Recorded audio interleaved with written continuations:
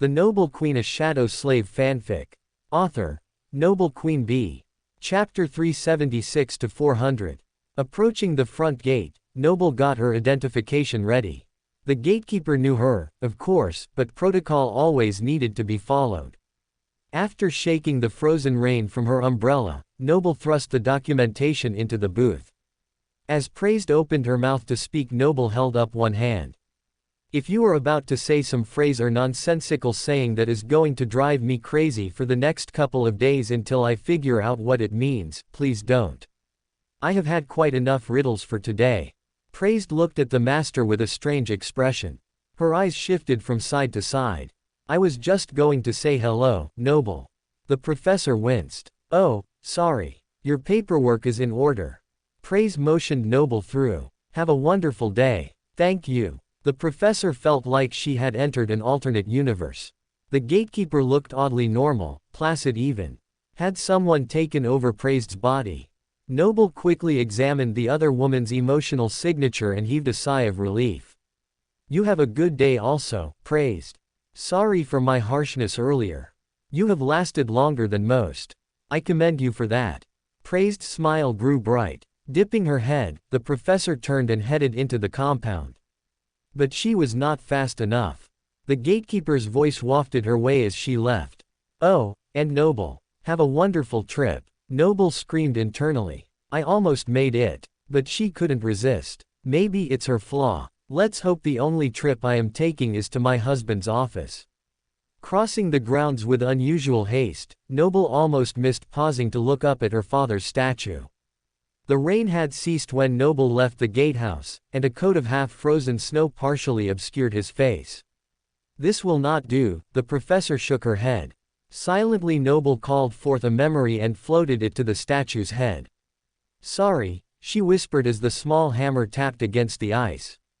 It took 6 such taps before the frozen water cracked and gave way, revealing the handsome visage of Director Lance underneath. Noble was relieved to see her gentle hits had not damaged the metal. Much better, she nodded with approval. Blowing the memorial of her father a kiss, Noble turned and headed into the building. Fort's office as director was on an even higher floor, being only one below the chancellor's.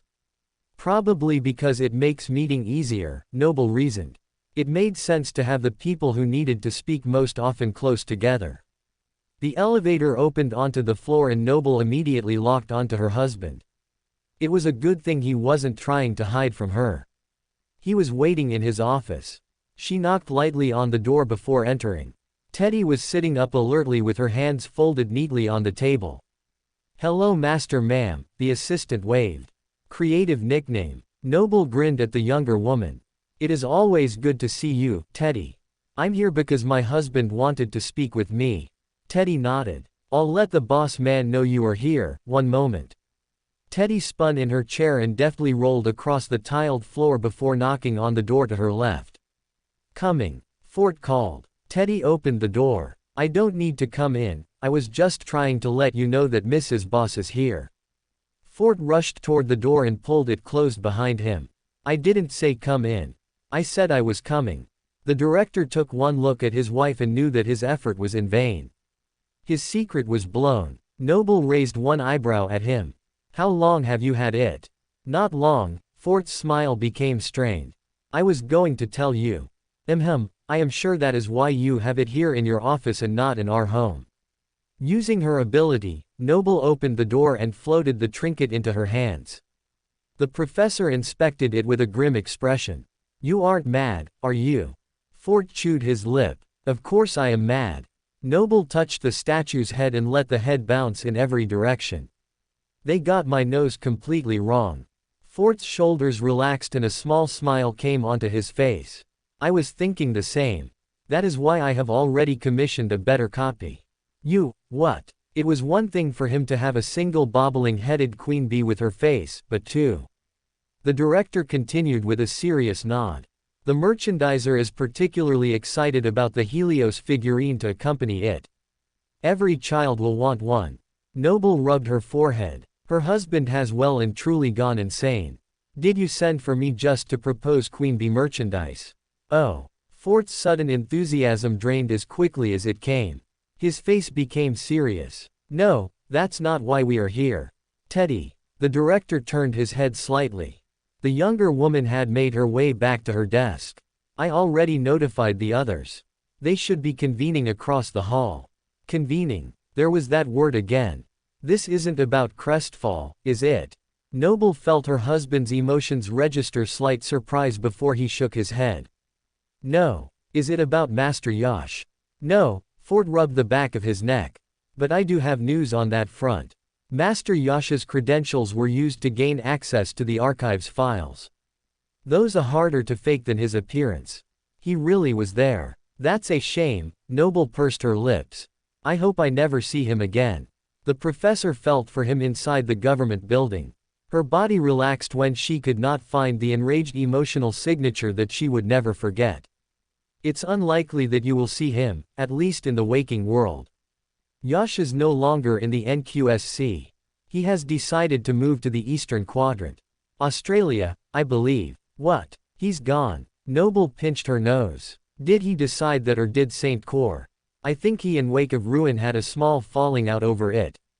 But Yash was very insistent. I see. Noble chewed the inside of her cheek. It was a load off her mind to know the man was far away from her and her children. But then a second thought struck her. That's two evil people I've heard about heading to Eastern Quadrant in one day. I know it's a big place, but what are the odds of that? It was a strange coincidence. If you didn't bring me here for Yash or Crestfall, why am I here? Noble searched her husband's face for the answer. He looked away. We need to get going. The sooner we get there, the quicker all will be explained. Fort took the figurine from Noble's hand and placed it on the edge of Teddy's desk. Take care of her. Absolutely. Teddy dragged the piece to the center of her workspace. You can count on me. I will guard it with my life. Maybe don't go that far. Fort smiled slightly. We will be back later. Fort pulled his wife into the hall and glanced at the other door on the opposite side of the hall. Noble tried to sense who was inside, but her powers were blocked either by a memory or powerful spelltech. Noble furrowed her brow. What exactly have you gotten me into? Fort squeezed her hand. Nothing is set in stone yet. All I ask is that you keep an open mind. You are scaring me. Noble's eyes swirled. What would be so serious that Fort would make such a strange request? These days, Noble held most things loosely, only clinging to the few things that mattered. Afraid. You. I didn't think that was possible anymore. Fort turned up a corner of his mouth. You are the bravest person I know. Am I going to need that bravery for this conversation? Noble asked seriously. The director hesitated. Yes. Taking a deep breath, Noble forced a smile. Well, as long as it isn't a cockroach on the other side of that door, I think I will be able to handle it. There will be no insects today, Fort assured her. The director knocked lightly and Noble felt her sense return, the protective shield lowered. An awakened answered the door and, upon seeing the director, let the couple enter. Inside, Noble quickly realized that there was something that gave her more fear than insects or even psychopathic manifestations of the spell. Inside the room were her mother and Chancellor Gui. And by the looks on their faces, they did not have good news. The awakened shut the door behind them and then activated the protective field again. Thank you, Gustav, Gui nodded at the burly man. Gustav saluted and put his arms in front of him, his back blocking the door. Come in, both of you. Lena motioned for her daughter and son-in-law to take a seat at any of the chairs in the conference room. Noble forced a smile. How bad is it that I am having a second private meeting with the Chancellor in a month? Gui smiled softly. Lena asked me to be here, and as you know, refusing your mother is never the wisest decision. I am aware, the professor recalled plenty of times when not listening to her mother had not ended well. What is this all about? I have seen funerals that were happier. Lena shifted in her seat. After hearing Julius's concerns about Bastion the other night, I started doing some research of my own. I have quite a few connections and found plenty of other awakened who can confirm the dire state of things both in Valor's stronghold and in Ravenheart. The great clans were not terribly forthcoming with this information on their own, but when I presented the information Lena gave me, they could not deny it. As such, both clans have accepted government help. Gui nodded at Lena. What kind of help? Noble chewed her lip. Managerial help. Building infrastructure. The Chancellor sighed. The great clans are excellent with military strategy but inexperienced with large-scale resource management. They have never had to set up a place to support millions of mundane people. They are floundering, and they know it. More than that, they do not want to deal with it. This is the government's area of expertise. Their best option was to let us help. Lance was always worried that spell would throw us into a primitive time. He thought that without proper planning, we would starve or die from lack of water before the nightmare creatures finished ravaging the earth. Lena explained. So he made a plan. Dozens of them, actually. Dad and his plans. Noble knew how much her father liked to expect the unexpected. Lance had been that way even before the Category 5 gate opened in America. His fast reaction time was how the three of them had managed to escape. The loss of his extended family wounded the former director deeply, making him push himself to the point of exhaustion at times. The boxes of notes he left behind had helped predict the chain of nightmares in Antarctica. It seemed he still had more to give. Most of the theories and plans were a little crazy or at the very least not applicable, but there were a few kernels that the government wants to incorporate in their plan to make the dream realm inhabitable by mundane people. Lena pulled open a datapad in front of her and slid it to her daughter. Here's a sample. Noble stared at the plans for plumbing and city organization. Her father must have pulled and copied from ancient civilizations to have the level of detail he did. Combined with what others have come up with, we have a real shot at making sustainable living situations for those displaced by the spell. I don't just want them to survive, I want them to thrive. Lena always looked younger when she was full of passion, and just now she could have been in her 20s. We will begin implementing the most basic of these as soon as possible, Gui confirmed. We hope it will make a difference almost immediately. That's wonderful, Noble tilted her head. But I don't see why we needed to have this cozy meeting. If you need my help, I will do what I can. Wait until you know what we are asking before you agree, Fort warned. Noble felt a wave of unease flow from all three people at the table. Lena touched her daughter's hand. The refugees of Antarctica came to the dream realm with nothing. They are hurting and broken. They need mundane people like them to come in and guide them. Awakened will not face the same difficulties nor be able to sympathize with their struggles. That is why I have volunteered to go to the dream realm to help. You can't. Noble's heart beat wildly in her chest. Did you ask Gui to be here just so I wouldn't make a scene? I can make a scene with or without his presence. I asked the Chancellor here so you would know the state of things. And so that you would realize that what we are asking comes from a place of necessity, and not just my whims. Lena tried to keep her voice calm, but her daughter's accusation had gotten under her skin. For our plans to work, we need competent people to implement them, both here in the NQSC and in both strongholds. The Chancellor nodded. Lena has shown she would be a valuable member of that team. Then why can't you stay here and be one of the NQSC people, Mother? Noble shot an accusing look at her mother. I go where I am needed. Lena regained her calm. And I can do more good in Bastion than I can here. Are you going because Julius is there? Noble pressed her lips together. I would be lying if I said he didn't factor into the equation. The older woman pursed her mouth. What about us? Noble let her frustration out in full force. You are just leaving us behind. You cannot come back once you go or you'll be infected by the spell. Lena's jaw tightened. I am thinking of you, my love. I am thinking of the future of humanity, which includes you and those precious grandkids. Those grandkids won't be able to see you anymore if you leave. Noble tried. I won't be able to see you anymore. If we follow the plans set in place, I wouldn't be able to see them anyway. Lena trailed off. What do you mean? Fort, what does she mean? Noble remembered that her husband had asked her to keep an open mind. He has said nothing was set in stone. Yet Lena's decision was more informational than asking for advice. That choice had already been made. Which meant there was something else going on. Fort cleared his throat. I have been requested for reassignment as well. We're moving. Noble's mind raced. It better be to the western quadrant or some other spot in the waking world. If you think you are dragging our family to Bastion, I have found out things that. I've been asked to go to Ravenheart. Fort blurted before Noble could finish. The professor felt like someone had hit her in the gut. There was no air in her lungs for a moment, as if she had forgotten how to breathe. Ravenheart. Noble managed at last. Fort nodded. I see. I think I get the picture. Looking at Gwei, the professor added calmly. Chancellor, would you excuse us? The dark-haired man coughed. I have never been more happy to leave a room in my life. Best of luck, all of you. After letting down the protective shield, Gustav opened the door and followed Gwei out of the room.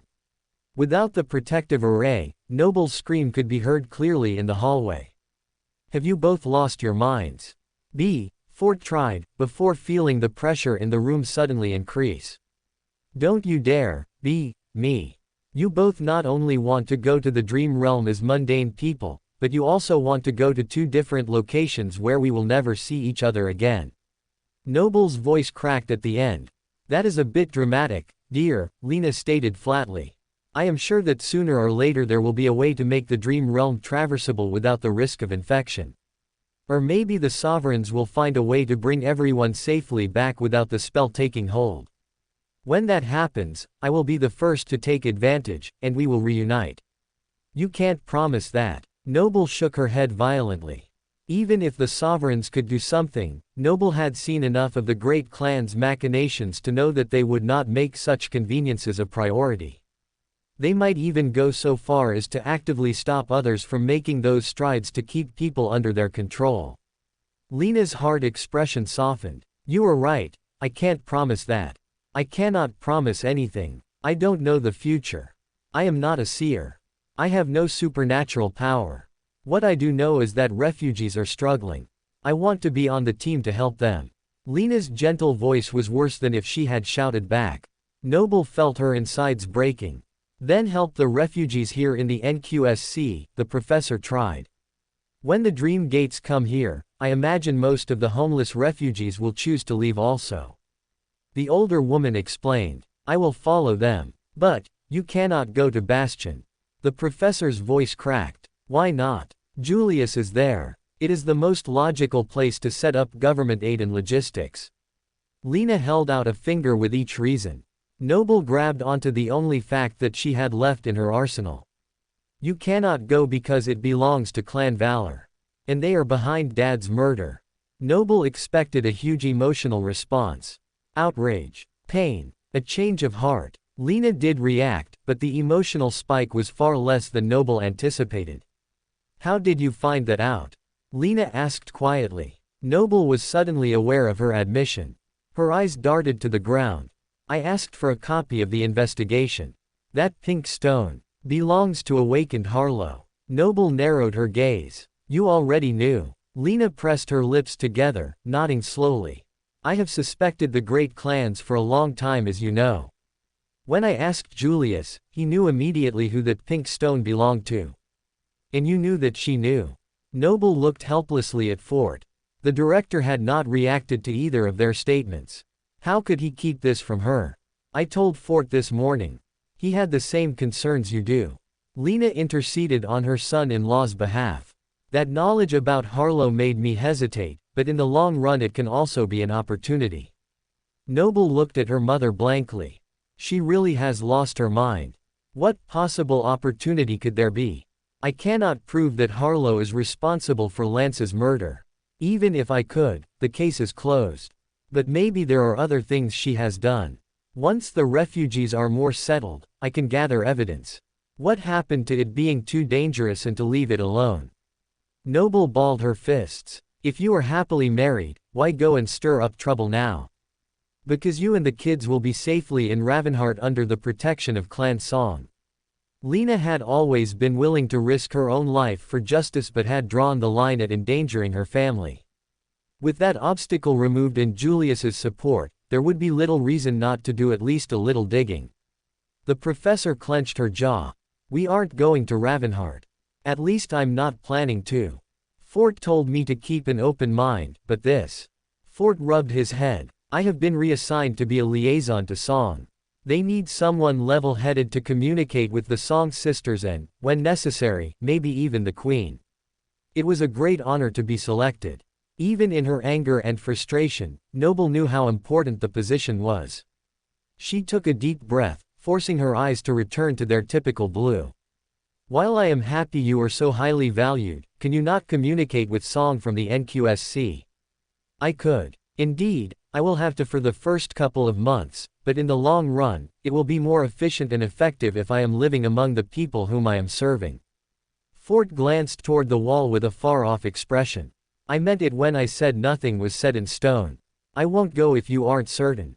And I won't look into Harlow if that is going to stop you from doing what is best, Lena added. You mean doing what you think is best? Noble looked between the two people she respected more than anyone else in the world. If we do this, the children will have to stay in the dream realm for the rest of their lives unless they want to enter a nightmare. They would be protected from being infected and have the choice put in their hands, Fort pointed out. That was a choice both you and Seb would have liked to have. Noble's breath caught. That's another thing. Seb's and Dad's graves are here. If all of you are gone, you'll have to tend them for us, darling. But knowing both those brave men, they would be angry at us for staying here on their account. I will carry their memory with me and honor them by showing my courage. Lena held her hand against her chest. Noble knew she was touching her old wedding ring which hung on a chain around her neck. Lance would never be forgotten as long as Lena lived. You both seem to have all the answers, Noble said bitterly. A small smile graced the older woman's face as she patted her daughter's hand. We have had a week to process and form our opinions. You've had barely 10 minutes. The professor pursed her lips. Then, give me a week also. If nothing is set in stone, then that shouldn't be a problem, should it? The other two exchanged glances. That is reasonable, Fort decided. I have many other things to do before I start any preparations to leave. I will continue with those for now, Lena promised. Noble crossed her arms. The pair was being too agreeable.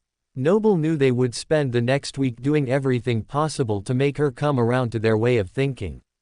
Their combined efforts would be too persuasive. She needed to think this through without their input. I don't want to hear anything about this from either of you until the week is up. If I get so much as even a whiff of manipulation, I will spend the rest of the week in the dream realm except when the kids are home, you hear me? From the others' reactions, Noble had hit the nail on the head. They both nodded slowly. Agreed. Satisfied, Noble floated back her seat. Good. Now, unless there is any other bombshell you want to drop on me, I will see myself out. The other two remained silent, unwilling to provoke her further. Sweeping out of the room, Noble was left alone to her thoughts.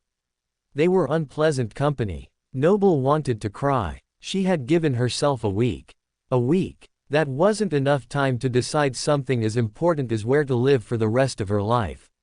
Lena had been certain that humanity would find a way around being infected by the spell, but Noble was not convinced. For the sake of her mundane family, she needed to act like the situation was irreversible. In case it was, the dream realm wasn't a safe place. Sure, Noble had daydreamed on occasion what it would be like to bring her family there, but she had never seriously considered it. It was too wild and dangerous. There was no spelltech for mundane humans to use to protect themselves there. No technology at all to communicate. No real infrastructure. No law and order yet. And that wasn't even considering the nightmare creatures. But it also meant no nightmare gates. A Category 5 gate had been the reason that Noble's family had fled North America. A gate opening by her children's schools had nearly taken 3 of the people she loved the most. Falling through a gate had separated Noble from her family and nearly cost her everything if she had failed the nightmare. How different would life be without that fear? It would be replaced by other fear. Noble shook her head as she exited the building. There wouldn't be gates because the nightmare creatures are already in the dream realm. They could attack anytime without a nice little warning from a communicator. The air outside had turned colder, and Noble's frustrated huff came out as a puff of steam. Stopping along the row of statues, she looked up at the one she had cleared earlier. The sun peeked through the clouds, shining off the former director's head. Did you hear what Mom and Fort just dropped in my lap? Noble glared at the statue. Can you believe them? They want to go and strand themselves in the dream realm. The dream realm. They have no idea what they are talking about. And Mom won't listen to sense. A group of government agents came around the side of the building, forestalling Noble's rant. Thankfully it was too cold for the mundane agents to care about the crazy master talking to a chunk of alloy. They hurried by without engaging her. When they were out of earshot, the professor continued more quietly. It doesn't help that I think Mom wants to go after Pink Rock Lady. You know who I mean. She said she wouldn't for my sake, but I could feel what she was feeling. She will go through with it if she can. When Mom gets something in her head, well, I don't have to tell you. Looking up at Lance, Noble regarded the statue's stern expression. Or at least it looked stern to her just now, like it did when she was a child. But no matter how upset he was, there was always a hint of mirth in his eyes even when he scolded her. She could almost hear his voice. A sad smile came to her face. I suppose I'm the same way. What did you call us? Stubborn as the day is long, I think. I believe your mother prefers the word determined. Lance had told her that the last time she quoted him. It was one of the last things she had heard him say before entering her first nightmare. How she wished she could hear him say it just now. The cold wind whipped around her, pulling the tear that had been lingering at the corner of her eye. The thing is, I can totally blame Mom for her dream realm delusions, but right now if it wasn't for that, Pink Woman, you would still be here. Noble reached up and touched the statue's suit. No amount of caring would bring the father back. She knew that. But that didn't stop her question. What would you do? The statue, of course, didn't answer. It was mundane alloy. It continued to stare at her with the same unchanging expression. Pulling away, Noble sighed. Her fingers had nearly frozen to the statue, but that wasn't the source of her pain. Her heart ached. Lance was always loyal to the government, but part of him also had a taste for adventure. Even though fleeing their home and crossing the ocean had been horrific, Lance had often spoken of wanting to travel more once he retired. Being able to combine his government role and his desire to explore would have been too tempting to pass up. He would have gone. But I'm not my father. Noble would have to make the decision for herself. Not what Lance would have wanted or what Lena and Fort desired, but Noble would have to dig deep into what she really thought was best. So what did she think? Her teeth chattered. Not from the cold, but from frustration. I hate this. Life was just finding a good spot. Sure, the world around them might have been collapsing, but their lives were stable, productive, and happy. Was she being selfish? Maybe, but if so it was out of love for her family. Her kids were getting along well in school. How could she pull them out mid-year? She knew better than most how hard it was to start over. Rain was almost 17. Didn't she deserve to finish out her schooling in a proper place of learning? Noble's job was here. She finally had the freedom to not visit the dream realm when she slept. Would she have to go back to splitting her time equally between two worlds? Despite her floating nature, Noble considered herself like the ancient trees she had read about in books. She liked to plant herself in one place and grow deep roots. Her job, her home, and her family were all steady. The NQSC was her home. Uprooting her life right now was unacceptable. Unthinkable, even. How could Fort even consider it? It's settled then. Noble nodded to her father. I'll see you again soon. As she turned to leave, Noble felt a familiar oppressive presence enter her emotional realm. She had been so focused on her problems that she hadn't paid attention to her surroundings. How? She had felt for Master Yosh before and came up empty. Had he returned from the dream realm? Wasn't he supposed to be on his way to Australia? Noble braced herself as the man made his way around the corner. Only it wasn't a man. It was a woman, and a mundane one at that. She smiled brightly at Noble as she passed, but Noble could feel the rage radiating from her like the sun. Good day, ma'am. Noble dipped her head, too stunned to form words. The woman walked on past the building, heading toward some other spot on the compound. I could have sworn that was Yosh. Am I that out of it? Noble glanced up at the building. Should she tell Fort? Even if she did, nothing would change. The professor sighed. She had other things to worry about. Noble only had a week before she had to tell Fort they weren't moving. I only hope he'll understand. And that's why we can't move to the dream realm. Noble took a deep breath and waited for the response. I see. Anything else? The professor swallowed. Was there something she had forgotten? I said I don't want to leave the place we have made a home. I don't want to rip our children from their schools and lives. The dream realm isn't safe and I don't want the kids to be trapped there unable to leave. Noble ran through the entire speech in her mind. She shook her head at last. No, I don't think I forgot anything. Noble bit her lip. Sarai propped her head up on her chin as she looked at Noble from the bed. The beautiful baker had needed to bring the large piece of furniture into the dream realm in pieces before assembling it, and she was determined to enjoy the fruit of her labor. Noble alternated hovering over the imported sofa and pacing as she spoke. If her feet had been touching the ground, she might have worn a rut in the royal bedchamber. The professor stopped her rhythmic motion to look at her friend. So, what do you think? Sarai tapped her chin gently. It's quite a speech. I had no idea you were dealing with so much. But it does explain why you have been spending so much time in the dreamscape with Helios these past few days. You tend to fight extra hard when you are stressed. You look exhausted. That's not exactly the kind of feedback I was looking for. Noble rubbed her forehead. Has she been talking to Rain? The teen had made a similar comment that morning before school. Mom, is everything all right? Rain had asked after her brothers rushed out the door. Everything is fine, sweetheart. Why? Noble had stopped her cleanup to look at her daughter. Is there something going on between you and Dad? Rain's eyes darted away. I have hardly seen you two talk all week. We are fine. He is just giving me space to think. Noble reached out and squeezed the girl's arm. Rain furrowed her brow. Space to think about what? Noble's eyes swirled. I will tell you this evening after I talk about it with your father. It isn't fair if I tell you first. I hope you understand. Rain pressed her lips together. Fine. But if you disappear into a gate, I am going to know it was on purpose this time. Understood. Noble brushed back Rain's hair from her face with a smile. I'll see you this evening. See you later. Rain picked up her bag to go. And Mom, maybe skip the dreamscape and take a nap between now and then. I think the stress is getting to you. At the time, Noble had been slightly offended when Rain indicated the circles under Noble's eyes.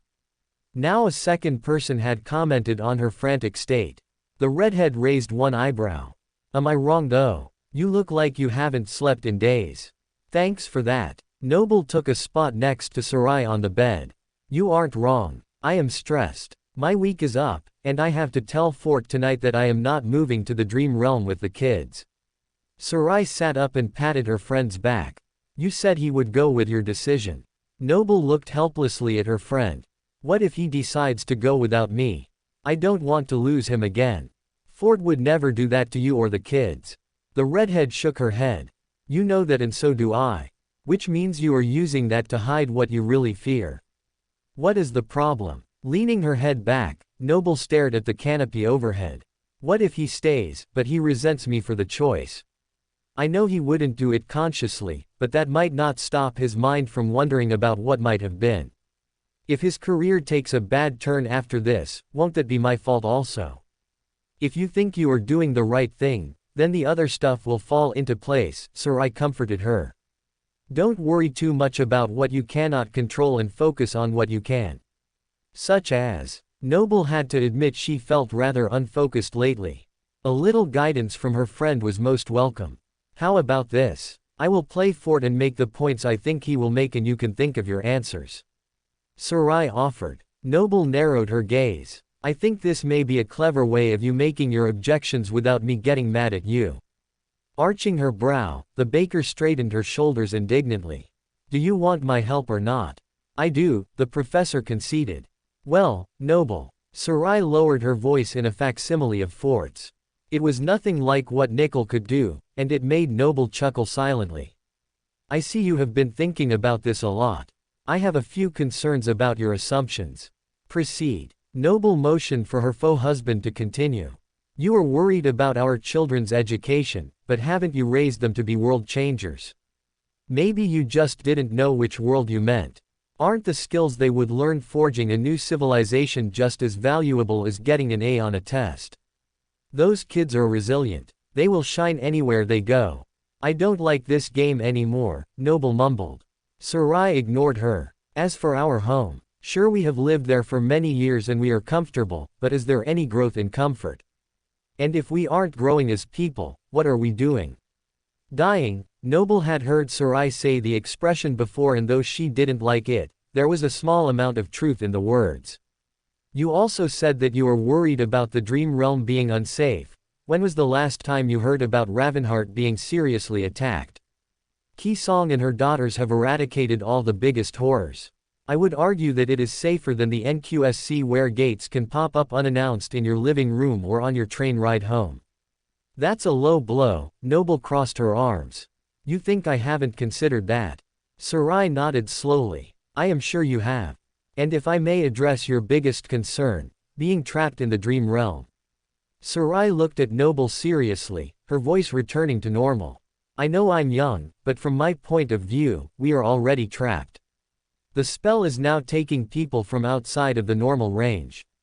Even if Rain makes it another year, there is no guarantee that she will be safe from the pull of her first nightmare. Sure, they would be stuck in the dream realm, but at least the choice of being infected would be placed in their hands. What would you have done to be able to make that choice for yourself? Noble pressed her lips together.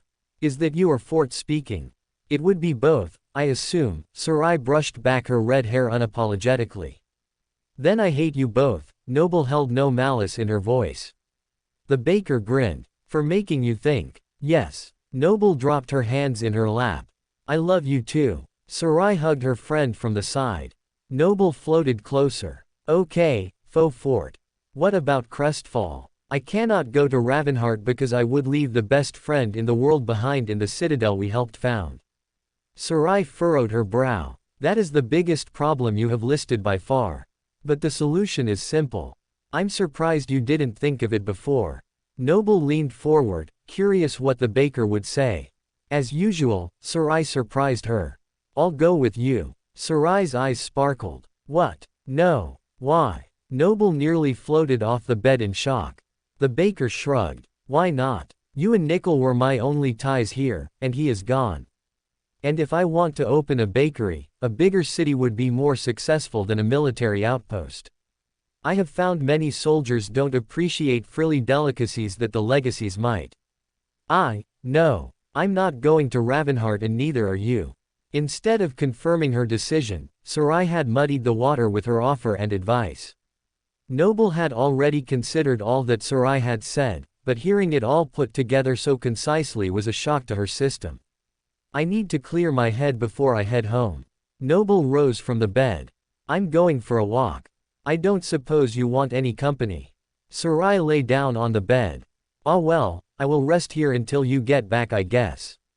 Let me know if anything interesting happens. Like me changing my mind. Noble saw through the ruse. Sarai winked. I would find that interesting for sure. Rolling her eyes, Noble headed out of the room toward the palace entrance. She could have stayed inside, of course. There were many corridors that would give her adequate privacy. But Noble longed for fresh air, even if it meant seeing people. Maybe they will remind me why I want to be here. If not, she would be left alone with her thoughts. Her frustratingly muddled thoughts. I had it all worked out and then Sarai went and dumped cold water on me, which is impressive for someone with fire power. Noble sighed. She headed out into the city. Things were looking better all the time. In barely a week, the pink part of the wall had grown to over 5 meters tall and the regular portion was not far behind. It seemed that having an awakened that could build so quickly had motivated the rest of the workers to try to keep up. So although the wall was not nearly as high as planned, it was coming along. The pace was good, but the main builder, of course, was questionable. So, Noble wasn't sure how to feel about it. What else is new? A fine day for a suicide mission, a voice broke into Noble's thoughts. She looked toward the person greeting her and the two others with him. As soon as her eyes landed on the handsome man in his mid-30s, she immediately had to look away. Her stomach churned momentarily in revulsion before returning to normal. Noble winced. "Master Chip, you can't say things like that." The woman with him covered her face in embarrassment. "Forgive him, Master Noble, it's his version of a joke." "I've heard worse ones." Noble forced a smile at the woman. "She wasn't making a face at my joke, Joe. Just my face." Chip smiled. "It's my flaw. People don't want to look at me. It makes them feel uncomfortable. We didn't see you coming until we almost bumped into you. That's a neat trick." The third member of the group looked like he would disappear at any moment. In fact, for a moment, Noble thought she was seeing two of him before she blinked and there was only one. Noble only recognized Joe. The other two were either newcomers or visiting from Ender's Deep. With troops being sent home in droves from Antarctica now, many of them were using their time on the ship like Catfine and Fallen did, relocating in the Dream Realm to their preferred citadel. And since many of the newest awakened were not joining one of the great clans, they had sought out the government strongholds, creating a boom in population. "How did you do it?" The third member of the group stared with big round eyes. "Do what?" Noble tilted her head, confused by the man's question. "Usually masters have this aura you can feel from far away," the younger man explained. "You just appeared from between the buildings with almost no presence at all." "Oh," the professor held out her arms. "It's the bracelets. I didn't realize their effect was quite that strong. I mostly wear them so people will not pay too much attention to me when I walk around the waking world." "Fascinating." The short awakened leaned forward until Joe placed a hand on his arm. "That's close enough, Koi. Just because she seems tame doesn't mean she won't sting. Surely you saw what she did in the Dreamscape as an awakened. As a master, she could probably snap you in two." Koi stood up straight and pushed back his curly locks. "Apologies. I meant no offense. I do, but only to those who deserve it." Chip chuckled, "but fortunately none of those present qualify." "Ignore our intrusion, ma'am, we'll be on our way." From the corner of her vision, Noble saw him dip his head. "Good day, Master Chip." Noble smiled without looking directly at him. "Awakened Joe, awakened Koi." As the group moved away, Noble could hear Joe click her tongue. "I can't take you boys anywhere." The professor grinned. At least they are enjoying themselves. The same couldn't be said for her. She was too close to her conversation with Fort to be at ease. The easiest thing to do would be to clear her mind of everything. Meeting the trio had been a nice distraction. Maybe she could find out if Catfine was here. That would be a welcome conversation. "Catfine is one of the reasons I cannot leave Crestfall," Noble reminded herself.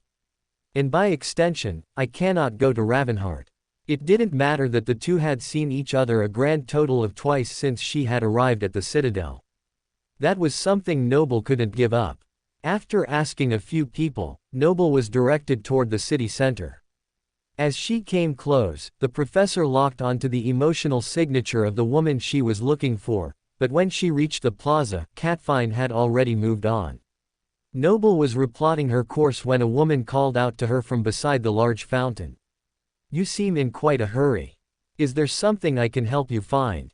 The professor was tempted to ignore her, but it would have been rude. The older woman was trying to be friendly. Who was she to decide who was and was not worth talking to? Plus, any distraction was preferable to none. "Yes, I am looking for my friend Catfine. I believe she came this way."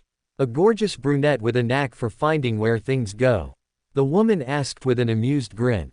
"She was here just a moment ago. Said she would be right back to get me." "Oh, thank you." Noble wasn't sure if she should continue to follow Cat's trail or wait for her to return. So she paused, the indecision written on her face. "Aren't you darling?" The older awakened pointed to the well where she was sitting. "Maybe you might like a drink while you wait. I'm just taking a small break before I get back to work on the wall." The woman summoned a memory and filled the chalice with cool water using a bucket. She offered it to Noble. "No, thank you. Suit yourself." The woman took a sip. "Oh, I really like that purple. It's a good color on you." Noble was wearing the underpinnings of her queen bee armor. It was the only set of armor she had where there were definable layers, and the purple fabric was exceptionally comfortable. Thank you. Yours is nice as well. Noble noted the golden etchings of a lion on the front of the breastplate. What kind of creature gave her that? This old thing. It was a gift, the older lady answered with a wink. I've had quite a few such gifts in my day. Beauties like us don't come along very often. Noble smiled in spite of herself. I appreciate the compliment. She held out her hand. I'm Noble. A pretty name for a pretty girl. The other awakened suddenly sounded like a doting aunt. I'm pleased to meet you. Noble waited patiently for a moment before proceeding. And you are? The woman laughed. Did I not say? I just assumed everyone knew who I was by now. Forgive me. She shook Noble's outstretched arm. I'm Harlow. Welcome to Fanfic Audiobook, your go-to place for immersive audiobooks. If you enjoy the content, don't forget to like the video and subscribe to our channel for more amazing stories. Harlow. Like the stone shaper from Valor. Noble felt her mouth go dry. Harlow's round cheeks compressed as she grinned. That's me. Have we met before? You look familiar. At that moment, Catfine came around the corner and made her way through the half-filled street. Awakened Harlow, thank you for waiting. Of course, doll, anything for you. Harlow threw her long braid behind her back as she turned to Noble. I must admit I don't care for most of my babysitters, I mean escorts, but she has been lovely. Seeing her mentor, Catfine's face lit up. Master Noble, I'm so glad you are here. Normally the woman's exuberance would have given Noble pause. Did that mean that Noble was meant to be here? Noble accepted Cat's hug automatically. She was looking for you, Catty, but I told her you would be right back. I'm glad you didn't make a liar out of me, Harlow chuckled. You wanted to see me. Catfine raised her eyebrows at Noble. The professor looked at the stone shaper before bringing her attention back to her friend. Noble coughed. It was just for a chat. Nothing important. Your last few communications have been a bit vague, and I just wanted to check on you. It was true that Cat's answers to her questions had been wholly unhelpful, but only because the girl could only say where something was supposed to be and not usually why. I am fine, Catfine smiled, but Noble could feel the emotion underneath. This excursion just wasn't on my schedule for today. The relief at seeing the professor was replaced with unease. The young lady was anything but fine. I had the urge to build. Harlow shrugged. Her emotions spiked. I appreciate everyone's concern, but I don't need a handler. I have a long history of helping the illustrious government. My record speaks for itself. If you want to take it up with Saint Jet, you may. I only do as I am told, Cat deflected. Saint Jet isn't supposed to be here today, so that discussion will have to wait. Harlow stood from the well's wall and stretched. Well, I suppose that means my break is over. Back to the grindstone. Catfine heaved a relieved sigh. Yes, I need to get back to the wall. Would you like to? Harlow's voice overlapped her escort's, negating the request. We will see you later, Noble. It was wonderful meeting you. The older lady squinted. I can't get over how familiar you look. Are you sure we haven't met? I think I would remember. Noble gritted her teeth. Her common sense told her to be quiet and let the woman go. She shouldn't go stirring up trouble. But the anger bubbling in her heart wouldn't let the matter go. I'm told I take after my father though. Oh, and who might he be? Harlow seemed genuinely interested. There was no turning back, and at that moment, Noble didn't want to. His name was Director Lance. Perhaps you knew him. Harlow's emotions went haywire. But her face did not change. The same smile remained on her face as she tapped her round cheeks with the tips of her fingers. The name rings a bell, she answered lightly. Maybe I worked with him on some government project. Either way, I am sorry to hear that he died. Was it recent? Noble pressed her nails in her palms. He died tragically when I was a teen. Oh my. Harlow frowned. You poor thing. I can't imagine how an accident like that would shape a young girl. I didn't say it was an accident. The professor's anger was only barely contained behind a veil of politeness. Didn't you? Harlow's eyes opened a little wider in surprise. I guess it was just me and my silly assumptions. Stop lying. Noble felt like screaming. To an observer, Harlow was a slightly eccentric older woman trying her best to recall something, but Noble could feel the Stony Shaper's every emotion. Every word that Harlow had spoken since recognizing Noble had been a lie. The older woman had known the answers to the questions she had asked and even tried to show false sympathy. She has no remorse, no regret or sadness. She's a monster. It was rare to see the uncorrupted kind, yet Harlow wore that mantle in all its glory. Oblivious to Noble's thoughts, the Stone Shaper leaned forward and patted the professor's arm. You turned out well. I'm sure your father would be proud. Noble opened her mouth to spew all of the venom building up inside her when someone called her name. Master Noble. A saint with a chilling presence immediately cleared a path in the town square. She's here. Harlow's smug mood turned sour. Noble sent the murderer a sidelong glance. The older woman had just mentioned that Jet wasn't in Crestfall. Obviously, that information was incorrect. Yes, Saint Jet. Noble abandoned her tirade and moved toward the saint with icy blue eyes. Whatever she needed sounded urgent. I was told that you can see without seeing. Is that right? Jet didn't waste time with greetings. That's true, Noble nodded slowly. How can I help? The saint's pale fingers motioned her forward. I need you at the wall. Behind Noble, Harlow stretched again. You know what? I think I am done for today. I will head to the gateway and leave you to it. You are coming to the wall too. Your shiny rocks are making it difficult to see across the landscape. Jet's word was law, and Harlow knew it. The Stone Shaper frowned. Of course, ma'am. I admit they are more lustrous than usual, but I have been so happy to help out, and what girl doesn't want something beautiful and shiny to brag about? She's angry that she has to come along. Noble felt a small bit of satisfaction about Harlow's unhappiness. But that feeling was quickly doused when Noble realized it meant she had to spend more time with a woman she despised. At least she and Jet did not seem to be on friendly terms. That was a bit of a relief. I don't want to be a bother, Catfine spoke up with sweat on her brow.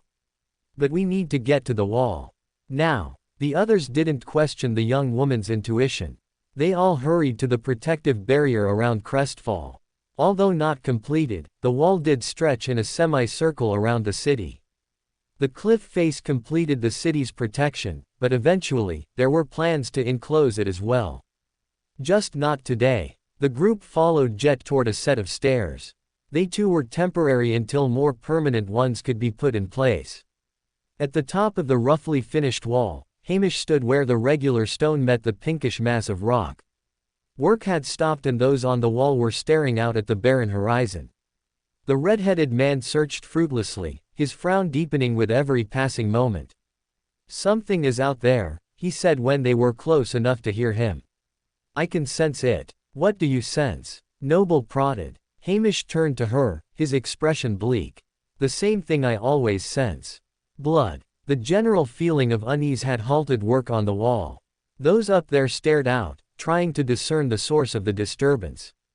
The air felt different, as if a malevolent presence had entered it without being bidden. Hamish's aspect had to do with blood, both his and others. He had been shy about that fact back at the academy, but the young man now realized that his intuition was a valuable asset. Just now Hamish could sense blood, non-human blood. And a lot of it. There was only one problem, the pink part of the wall. It was even more shimmery than the picture from Lance's murder scene or the small piece that Noble had on her desk at work. It was positively blinding. Jet put her hand up to shield her eyes. Do something about that, Harlow. Now. It will take some time. I have to fundamentally change the stone. The Shaper argued. Then get to it. The saint turned her attention back to the plains, missing Harlow's momentary glare. She walked over the dividing line and touched her handiwork. The area around her hand dimmed, slowly spreading outward. I will tell my brother about this treatment. And after I was so kind to help you. He will not be as gracious as I am. Harlow muttered. Jet ignored her, instead turning to Noble. What can you see? Noble sent her senses far and wide, first feeling for any emotions out in the wilderness. There were things out there. Many of them. She switched to her second sight to observe them more closely. The creatures were long and thin, moving across the ground rapidly. She relayed the information to Jet. It looks like we are about to have an infestation. The creatures are wriggling toward us. Possibly some kind of nematode.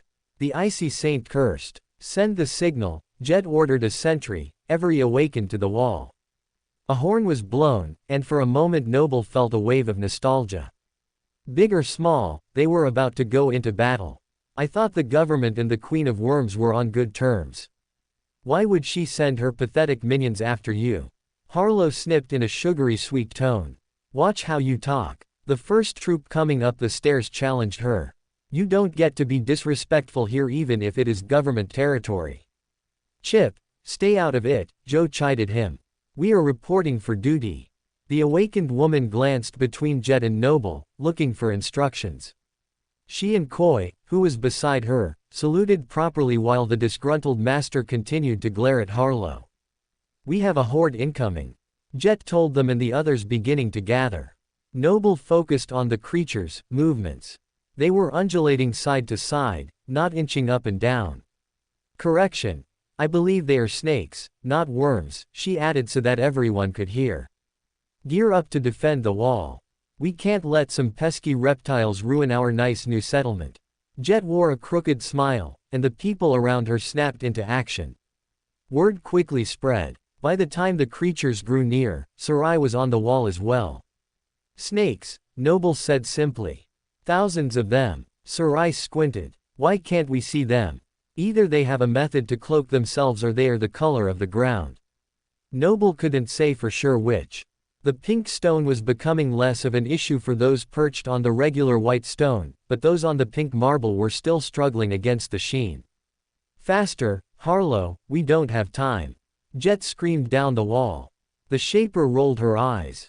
I'm going as fast as I can, it's not easy, and it's using up my essence. They are getting closer. Hamish could feel the bloodlust growing. Agreed, Noble felt her heartbeat quicken. A few minutes and they will be here.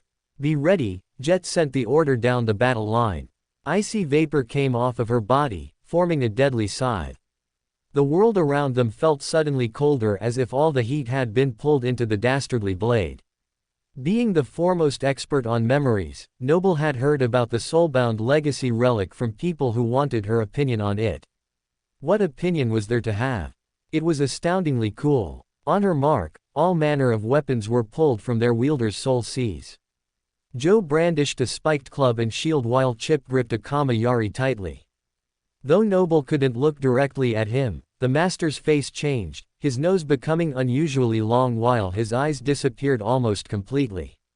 Koi seemed blurry for a moment before calling forth a fan with razored edges that would double as a shield. Sarai and Noble summoned the Amber and Zenith respectively. All along the wall, a torrent of sparks gave way to thousands of unique, powerful weapons. The most notable for Noble was from the man to her left, whose weapon, like Jet's, was not accompanied by tiny sparks as it came into existence. Hamish's crimson greatsword reflected the sun. It was as wide as the man's body and almost as long. And crafted from his blood. How is he still alive? Noble wondered. Jet noticed it too. She pulled her eyes from the coming battle to nod in the young man's direction. Cool sword. You too, Hamish responded calmly, though he was anything but calm. Noble could almost read his thoughts. Saint Jet liked my sword. I can die happy. Noble smirked in spite of herself. I don't mean to be a problem, but how do we fight something we cannot see? Catfine asked. Instead of following Harlow to watch her work, the young lady had remained with the people she knew. Her aspect did not give her strength or speed, that was why she used an MWP in Antarctica to fight.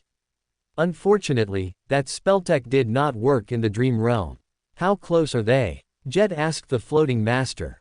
Noble checked and her eyes began to swirl uncontrollably. They're almost here. Mark. Jet yelled to two men along the wall.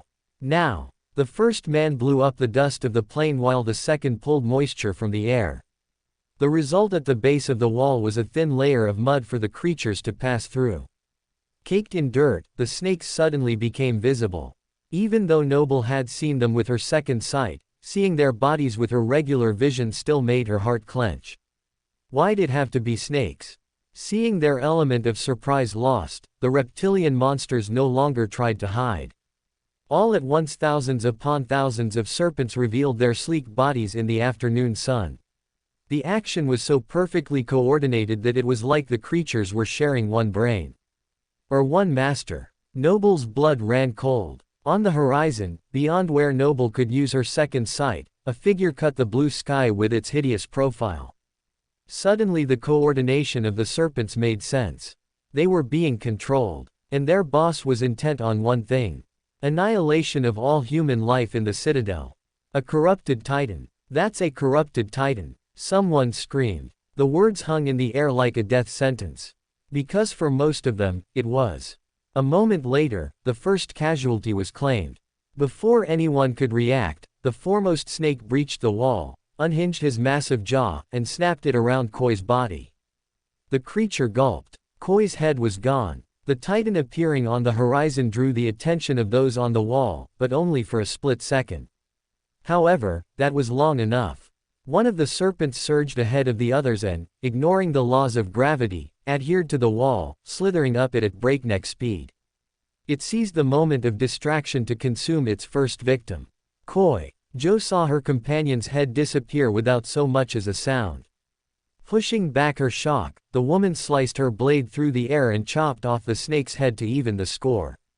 It fell on the wall and rolled off of the side. But it was too late. Or was it? Koi's body wavered and disappeared before a replica of the man appeared beyond the body of the serpent. I'm fine. It was my decoy. The blurry awakened had succeeded in making a projected copy of himself, one that was too tempting for the beast to ignore. Koi was safe, for now. No one had time to revel in their relief, for the next wave of creatures was already upon them. Look out! Scores of monsters surged up the wall. Most of them clung to the pink stone, but a few slithered up the white boulders. Catfine used a bow to shoot the one closest to her in the eye socket, sending it plummeting back to the ground. Yet, another was already in its place. The carmine body surged forward with fangs bared, ready for human flesh. Addie. Catfine pushed the man beside her out of harm's way. The snake clamped down on Catfine, slipping its teeth between the plates of her armor. The serpent released its prey a moment later, its eyes dimming as the life drained out. You have slain a dormant monster, abased adder. Noble paid no attention to the voice. She killed two more of the slithering fiends before Jet and the rescued Addie took her place. With a break in the action, Noble ran to Catfine's side. The mentor grabbed her former student's hand as blood flowed from her abdomen. Cat. The girl winced. I'm all right. It just got my side, not my stomach. She was right, a few millimeters to the left and the lady would have already been a goner. Noble cared about her former student too much to let her bleed out. Hamish. Sir, help. The warrior called to her friends. The red-headed baker tossed her a small vial in between her fiery jabs. Uncorking it, Noble dripped the anti-venom into Cat's mouth. Hamish shook his blade, clearing it of the fetid blood of the monsters assaulting the wall. Dismissing the great sword, he sent the floating blood toward Catfine's wound. It covered the armor and seeped into the breach. The girl gasped. Just let it work, Hamish told her, his own face pale. Sitting up, the young brunette looked as good as new. She searched for her bow, but Noble stopped her. Go back to the waking world, and get reinforcements. But, Catfine objected. Although she knew she was not physically strong, she still wanted to help the Citadel. Jet yelled over her shoulder. Go. We'll need all the help we can get, soldier. Hurry. The recruit nodded, accepting the order. With Hamish's help, she stood and gave him an apologetic smile. Take care of yourself, she told her pale-faced friend. You too. Hamish turned and recalled his bloodsword. Noble gripped her zenith. When you get back, tell my family I might be late, but I'll be home as soon as I can. Cat gave a short nod, hurried down the stairs and ran toward the palace. Noble trusted her both to get the troops and notify her family. At least Rainey won't think I abandoned her this time. Now all Noble had to do was survive the onslaught. And with a corrupted titan drawing nearer on the horizon, that was going to be easier said than done. Just before getting out of sight, Catfine froze.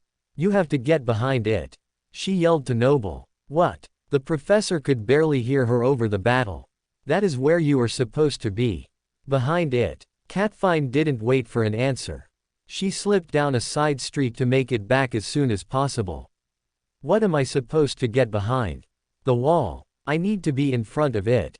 Flying above the line of soldiers, Noble plunged over the battlement. Floating midway down the barricade, she ran her sword along the length of the stone, catching as many of the snakes as she could in her wake. The edge of the zenith dripped with blood. The voice of the spell overlapped in her mind as the corpses of the abominations tumbled to the ground. Yet no matter how many fell, countless more took their places. Soon the wall was covered with a pattern of undulating gold, vermilion, and verdant reptiles as far as the eye could see. They crashed upon the battlement like relentless waves of the sea. For now, the awakened were holding their own on the wall. A few had fallen, but many more of the adders had been annihilated in the conflict. The line between the white and pink stone began to blur, all of it painted red with crimson liquid. For now, most of the nightmare creatures were dormant or awakened. The majority of warriors on the wall were veterans of Antarctica, deftly repelling the force that was intent on destroying them. That is not to say things were easy. And they would get much harder very soon. On the once white stone, Master Chip lifted his Kama Yari defiantly. Seeing its chance, the adder leapt at his face. But it was a mistake. The weapon came down swiftly, snuffing the hatred out of the snake's eyes.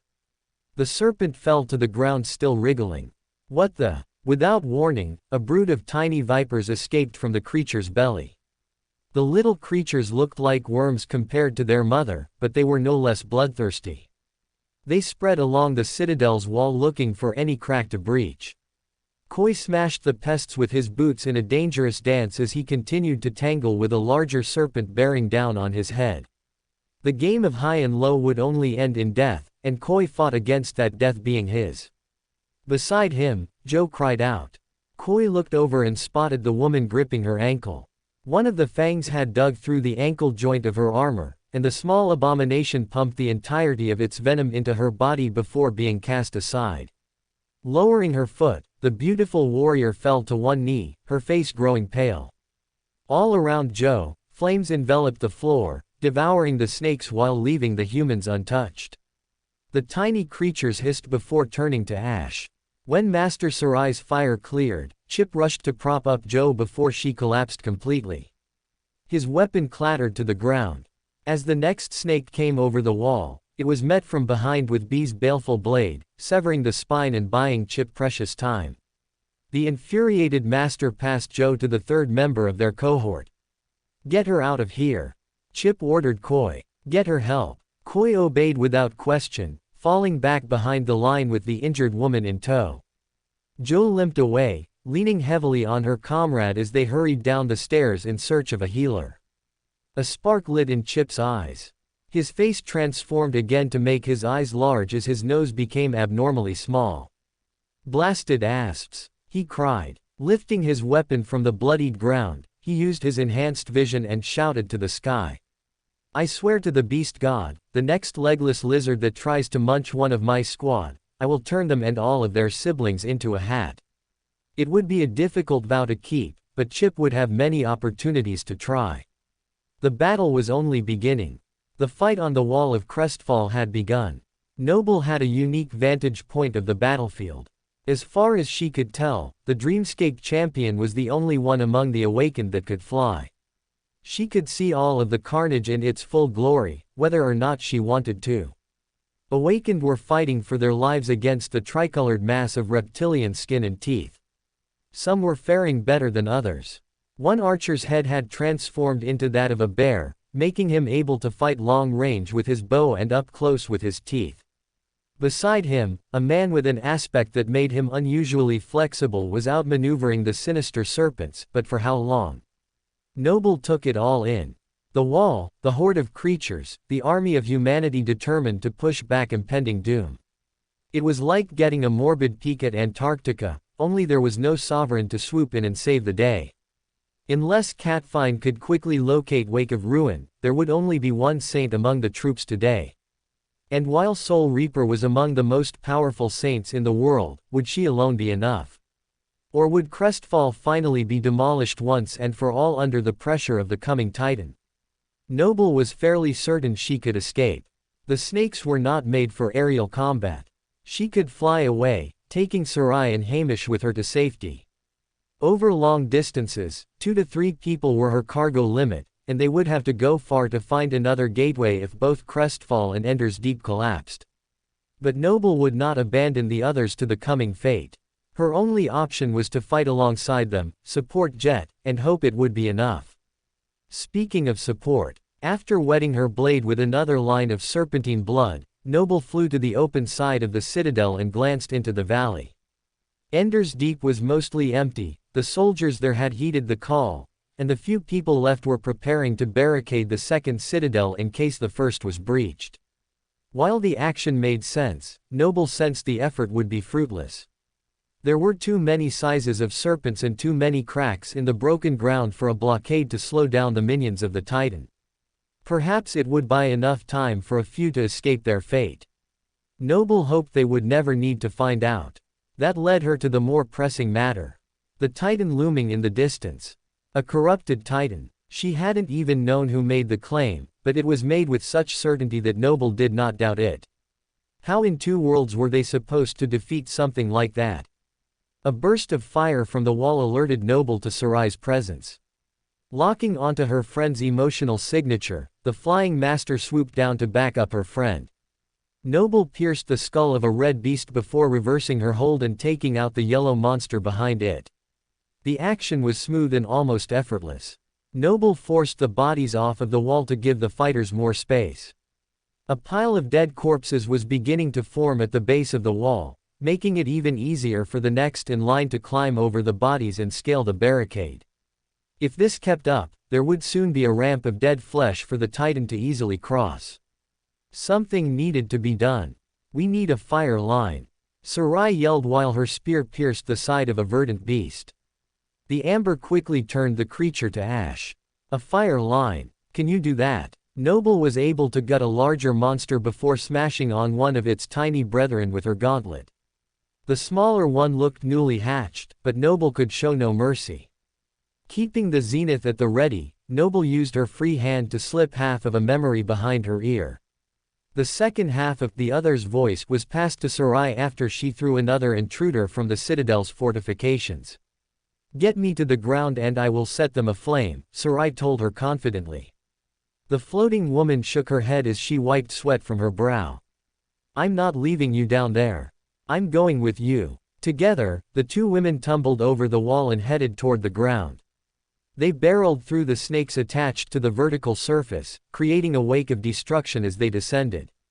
Even without Noble stopping them, the pair would have landed on a pile of their kills. Thankfully, they did not have to find out if the fangs of the fallen could still release venom. At the last possible moment, Noble stopped their descent, and they hovered over the chaos. "We need something flammable." Sarai could have blasted the flesh into submission until it lit, but that would drain a lot of the woman's essence. Noble didn't have a good incendiary memory, and even if she did, they needed more than a fast flash. Catch. Noble barely heard the word before she registered an object plummeting towards her. Slowing the memory, Noble let the bottle come to rest in her free hand.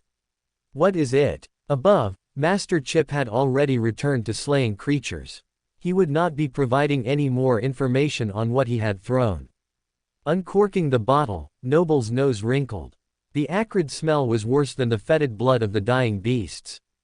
"That will do." Noble turned the container upside down and let the unending streak of liquid pour out. She motioned to Sarai, whose amber was already aflame. The redhead shot a ball of flame at the pile. The caustic liquid turned into an immolating blaze, catching both ladies by surprise. Noble fled as the liquid continued to pour, bringing the fire and her friend with her as she went. Sarai filled in the spaces that the original blaze missed, and soon a wall of fire stood between the abominations and their human prey. Sweating, Noble landed on the wall, very grateful for her fire charm. She handed back the bottle memory to Master Chip. Thank you for the help, she nodded. How did you know we were struggling with a way to light the fire? Chip grinned fiercely. I didn't. I just thought you might be in need of a drink. He took a swig of the alcohol in the bottle before dismissing it. For the first time in a long time, Noble couldn't tell by someone's emotions if they were kidding or crazy. The soldiers on the wall were battered. Most still looked ready for battle, but a few were noticeably injured while others were missing entirely. Noble hoped that the last group had been escorted from the wall like Joe and was not part of the inferno below. The troops took the moment to regroup, rest, and recuperate. Only Jet seemed entirely unfazed by the ordeal. Her ghostly scythe was now shaped like a misericord, resting at her side like a natural extension on her arm. Her eyes were bright with the clarity of battle. She peered out past the carnage at the distant horizon. What I wouldn't give to know what is going on in her mind right now. Noble cleared her throat. What do we do next, General? A dark smile appeared on Jet's face. I think it's time to pay the Titan a friendly visit. A visit? Noble furrowed her brow. Jet nodded. If we wait until that thing gets to us, everyone here is as good as dead. We may as well abandon the citadels now. Our only chance to get ahead of this is to check out the Titan before he arrives. The corrupted creature was coming ever closer. They needed to act quickly. And the only person who could take the Saint safely across the plains was the master with the swirling eyes. Noble nodded. Let's go. Hold the line, Noble told Sarai through the memory. I will, the redhead nodded subtly. If I don't make it back, tell Fort and the kids that I love them. The Dreamscape champion lifted off of the ground. You'll tell them yourself soon enough, Sarai tapped her polearm on the ground. Good luck. Luck. They would need it. Looking over her shoulder, Noble wished the soldiers of Crestfall and Ender's Deep well. She desperately wanted all of them to survive. Something in her stirred and flowed outward. She could feel it settle on those around her like a blanket. Hopefully, that was my Kingdom Keeper attribute and not a burial shroud. Noble shook her head. She needed to think positively. Jet lifted off of the ground, her face changing imperceptibly with surprise. With her pale skin and icy blue eyes, she looked even more like a wraith than usual. It was time for Soul Reaper to live up to her name. The two ladies flew over the flames and soared over the sea of waiting abominations. Some were wary of the flames, while others threw themselves on the pile, roasting their own bodies in a bloodthirsty rage. Quite the bonfire. Jet glanced at the mayhem. I doubt we will be singing campfire tunes anytime soon. Noble wouldn't have minded a little singing just then. She would be willing to listen to just about anything except a funeral dirge. Dismissing the half of the other's voice that Sarai possessed, Noble recalled it to her palm. Passing it to Jet, she pointed to the counterpart behind her ear. Just think something toward me and I'll hear it, Noble instructed. Handy, Jet nodded silently. Now that they could speak without words, coordination would be much easier. Since Noble was controlling both of their flights, she needed to be able to hear Jet's orders clearly. Together, they raced forward across the broken landscape. The closer they got to the Titan, the more terrible and terrifying the minions became. Gone were most of the dormant and awakened beasts, replaced with fallen monsters or worse. Yet all of them paled in comparison to their harrowing master. Now that they were drawing close, Noble could see the creature in its full glory. She wished she hadn't. The corrupted Titan was so tall that the wall of the Crestfall would barely be a step in its forward march.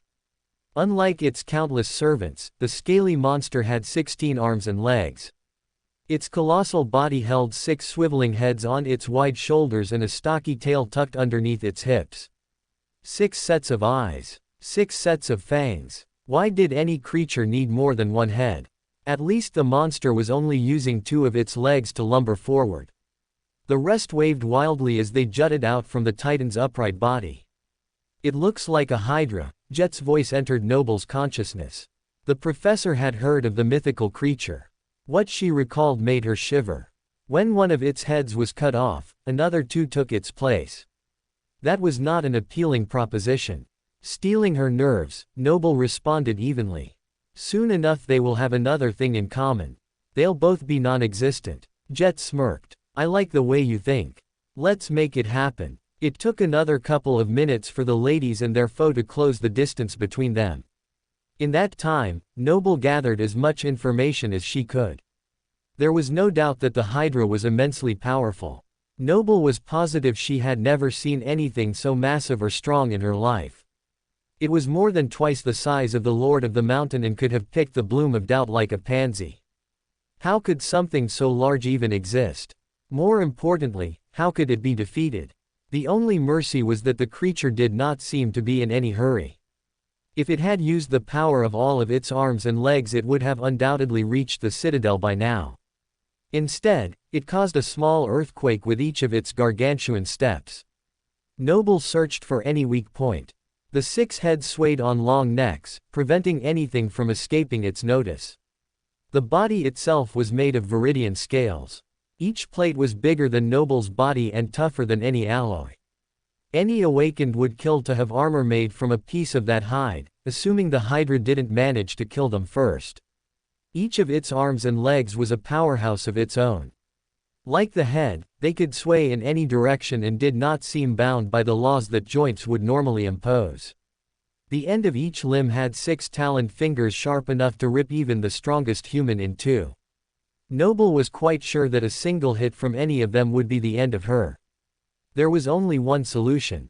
Don't get hit. That would be hard enough on her own, but while also directing Jet through the air, it was an impossible goal in close combat. Perhaps there was another way. A way they could take down the Titan without having to engage in close quarters. But Noble doubted it. In her musing, Noble had not realized how close the towering fiend had come. One of the slitted pupils locked onto the undefiled humans. It shot forward, ready to make a tasty meal of the 2 petite morsels.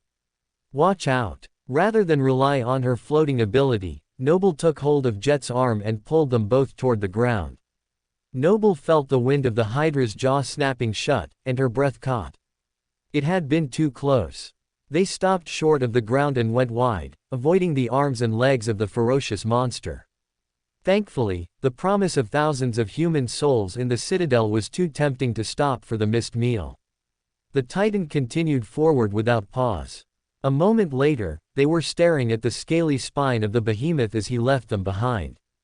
Behind. Noble's eyes opened wide. Catfine's final words popped into her mind. What? Jet raised one eyebrow. The back of the Titan. Maybe. Noble instinctively flew forward toward the tucked tail. Maybe the back is our way in. Jet filled in the blanks. Soul Reaper raised her weapon. With a ghostly vapor surrounding it, the weapon transformed into a bec de Corbin. Get a little closer and then on my mark, you can drop me. Jet's instructions were cut off as Ta-7 lurched to one side.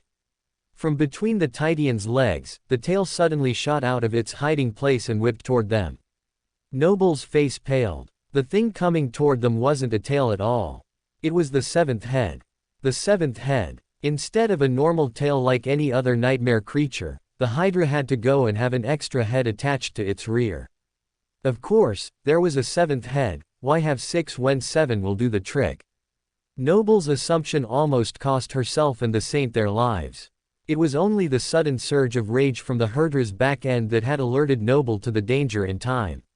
Noble dropped them both so low that they were forced to fight against a fallen abomination on the ground. Raising the zenith, Noble stabbed at the golden back of the adder. But the blade scraped against the rough skin and slid aside. The snake wrapped around Noble's waist, ready to crush the warrior before she could fly away.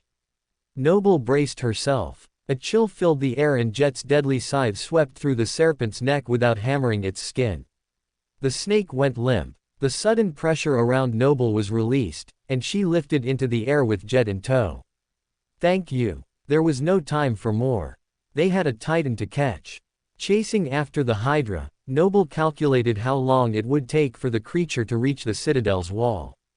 There's not enough time. Jet gripped her weapon. Then we make some. The only way Noble could make time was to slow the Titan down. But she and Jet were flies compared to the massive creature. Their strength was not enough. Even the minions on the ground were nothing compared to the might of their master. If one got in the way, it was smashed and left for dead. Fallen monsters were crushed and discarded at the Hydra's unbreakable will. The only thing holding up against the Titan was the ground, and even that was only barely. The earth, Moonriver Plain and its surrounding areas were made of canyons that water rushed through without notice. The rocks were unstable. There was one reason that the wall was constructed on the same spot where it had fallen before: the ground there was solid. But out here in the open field, the rocks were untested by such a crushing force. She remembered how the Lord of the Mountain had eventually been partially swallowed by the caves below the surface. If she could find the right spot, then Noble used her second sight to scan the ground. This wasn't what it was meant for, but the former queen had learned this skill when they believed Nickel had been crushed. Since much of the earth below them was solid, it didn't give a very clear picture of what lurked below their feet. But she wasn't looking for a cross-section of the rock patterns. Noble was looking for a cavern. She quickly found one. 100 meters forward and to the monster's left, a thin layer of ground gave way to a significant crevice. Already, the adders had worn ruts over the top layer of dirt, cracking it open like a tilled field. We have to get it to take a step to the left, and quickly. There was no time to explain. The distance would be closed in barely a moment. Thankfully Jet didn't ask any questions. Even if she had, Noble wasn't sure if she could answer if the hole formed would be big enough or deep enough to make a difference. But any plan was better than none. Jet nodded. "Put me down there. I'll handle it." Noble was reluctant to release her hold on the saint, but the professor had to admit that Soul Reaper wasn't doing much good hovering in the air when the enemy was on the ground. She let Jet go gently, lowering her to the Titan's right side. "Now what?" The saint grinned fiercely. "Have you ever herded sheep?" Soul Reaper's pale skin turned translucent as her body took on an ethereal form. She took the bec de Corbin, wielding it with measured precision. The 3 prongs of the end of the pole, a hammer, a dagger, and a modified scythe flashed as they sailed through the sky toward the battlefield. First, the hammered end smashed into the horde, clearing a path for the saint to fight. In a motion that was too fast even for Noble's eye, Jet shifted the direction of the shaft. The dagger instantly impaled 3 of the smaller adders, before the scythe made its own slashing arc to the side. The instant carnage was so great that it took Noble a moment to register what was happening. The dead serpents were flung before the Titan in a heap, like a sickening sacrifice. Or a warning. But Noble realized they were neither. She jumped in to help. A band formed around Noble's armor on her right ankle. A small charm shone in the specially made jewelry. She needed extra speed, and the hummingbird's wings was exactly the memory for the job. Noble flitted forward in a blur. The zenith was sharp, and the floating warrior sliced through a dozen of the swarm in one fluid motion. Before the action was complete, Noble was already lifting the bodies to dump in the forming heap. They were making a barrier, but not for the Titan. That would have been an impossible task. Instead, they were making an obstacle for the Hydra's minions. After the first swath of corruption was cleared by the saint, the snakes around her shifted course. The more powerful ones lunged for her, while the lesser beings avoided her at all costs. That suited Soul Reaper just fine. The bigger the enemy, the higher the wall she could quickly make. The bodies piled up at frightening speed, so fast that the spell's voice was now constantly ringing in Noble's ears. She ignored it, pressing even more into the task with murderous intent. It worked. The tide of creatures shifted. Some tried to climb the wall of carnage only to be buried in it while the rest shifted away, charting a new course. That course was in the path of the unrelenting Hydra. The clawed feet crushed hundreds of its minions, but many more leapt onto the Titan's scaly skin. They slithered on their master's body in search of safety and a pathway forward. 1 or 2 of the adders would have been easily missed, but thousands flooded up the right leg of the abomination. It was a weight not even the Titan could ignore. Hissing, with 6 of its heads, the Hydra slowed and raised its leg, shaking it while bringing the 14 free arms and legs to rip apart the freeloaders. The tide of creatures shifted again. The Wraith and her flying friend were preferable to the terrible wrath of the Titan. Those fleeing the Titan and those avoiding the wall of death collided. The mass of nightmare creatures roiled and grew, with neither side gaining the advantage. Unable to contain the weight, the earth buckled, causing a small earthquake. Many of the monsters fell into the shallow rift. Cracks shot out in every direction. The Hydra dropped to one side onto two more of its legs, making its body look more like that of a canine. The sideways shift was all that was needed. As the new set of claws dug into the earth, the Hydra let out a bestial roar. The earthquake gained intensity and what was once solid stone split open to wide chasm. Wide enough for the Hydra to slip into. It fell into the hole, its shadow slipping from the landscape as it plummeted. Noble took a deep breath, happy that the maneuver had worked. But her relief was short-lived. The chasm would stall the Hydra for a while, but not forever. Perhaps it would be long enough to evacuate the citadels and abandon them. They would lose 2 of the government strongholds, but at least they would live to fight another day. Sadly, that was not an option, at least not a viable one. If they fled, the Titan would move on to attack other parts of the Dream Realm next. It needed to be dealt with now. But how? In answer to the silent question, Jet broke through with 2 words. Throw me. What? Noble raised her eyebrows. Jet began to run forward toward the breach in the ground. Get me on his back. Throw me. Now. The fire at the base of the wall began to abate. The acrid smell of burning flesh permeated the air, staunch enough to make even the strongest stomach queasy. The smoke hung thick along the battlement, temporarily cutting off the citadel from the sight of the plain. The fire, however unpleasant, had been a necessary risk. As none of the snakes could breach the blaze, it had given the warriors time to regroup.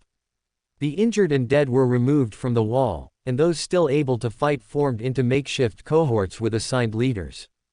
Hamish had somehow fallen under Sarai's leadership while many of the others looked to Master Chip for guidance. Even awakened Harlow seemed ready to fight. She had given up trying to dull the luster of the whole wall, probably due to essence exhaustion. Only the uppermost surface was no longer as bright, allowing the warriors to more clearly view the battlefield when the smoke finally cleared. Though many probably wished they couldn't. Looking out across the plain, Sarai's heart sank. She had seen herself how many abominations had died in that fire, and the voice of the spell had given her credit for many more kills than she could hope to count, yet at least 10 times that many were waiting for their turn to siege the citadel. Nearby, Sarai heard Chip bark a laugh. He wiped his brow with his arm and smiled darkly. Finally, a little action. I wonder what grilled snake tastes like. The redhead furrowed her brow. She had already heard him spout threats and now he was goading the enemy. What if the spell could hear? He must be crazy. Sarai wanted to look at Master Chip, but the repulsion she felt looking at his chiseled jaw kept her from peeking to see if he was being sarcastic. As long as he fought hard to keep everyone alive, he could spout any nonsense he liked. Sarai turned her attention from the eccentric master. Ready? She asked Hamish and the 3 others with them. The veteran of the Southern campaign nodded to his companions. Ready, willing, and able, he confirmed with a determined nod. Good. You'll have to give it all you have. Sarai answered, trying to exude confidence. Her flaw clawed at her emotions. The baker did her best to push away any of the feelings that might cripple her in battle. Otherwise, she would really be cooked. What would Noble do? Even as the first snakes slithered through the dying fire and toward the vertical wall, Sarai searched the horizon for her friend. The Titan was completely visible now and moving forward undaunted. Did that mean that Noble and Jet were dead? A flash of blue amongst the yellow, red, and green gave the auburn-haired master some hope. But she had no time to focus on the scene. Below, the first snake touched the wall and began to climb. Lowering her polearm, Sarai pointed to the intruder. There. The archer beside her was already on the case, letting 2 arrows loose with barely a whisper from her enchanted string. An arrow shaft landed in each of the serpent's eyes, blinding it for a moment before piercing the creature's brain. The archer nodded to Sarai. The spell had confirmed the kill. All along the battlement, shouts rang out with orders to dislodge the growing number of nightmare creatures scaling the wall. The hissing of the fire was replaced with the hissing of the serpents as they met the onslaught of weapons from the warriors. But the humans could not hold back the tide forever. When more and more of the crazed beasts braved the smoldering hill of death, the archers were suddenly overwhelmed. Sarai saw the first snake breach the wall next to her. With a leap, it landed on the fan of the newly returned koi. Without hesitation, the curly-haired warrior used the fan as a defensive shield to repel the monster before turning the sharp edge to disembowel it. Chip shot him a glance of approval. Do that a million more times and you've really got something. On the other side, Hamish and his companions were learning quickly how to coordinate their attacks. The young man's bloodsword had a wide reach, and he had to be careful not to injure his teammates with friendly fire. So they adopted a layered attack. Hamish took the front line, making as many broad sweeps as he could, but also letting those out of his reach pass without trying to engage. Behind him, the others cleaned up whatever filtered through, using various methods to hold the line. Even though Sarai wanted to be the vanguard, she found herself playing sweeper. She was a master. Her power and speed were far beyond what any of the awakened could do. But that is precisely how she ended up moving along the wall with no anchor point. The baker could move quickly to plug any holes and use her fire to push back the creatures before they could gain a foothold.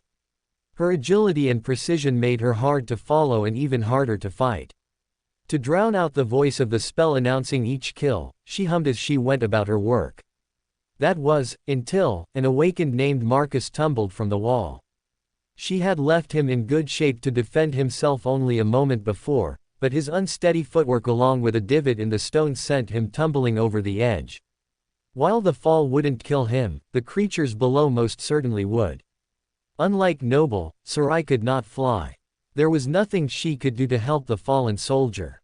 Suddenly, Sarai didn't feel like singing anymore. Now, there was only murder and survival to fill her mind.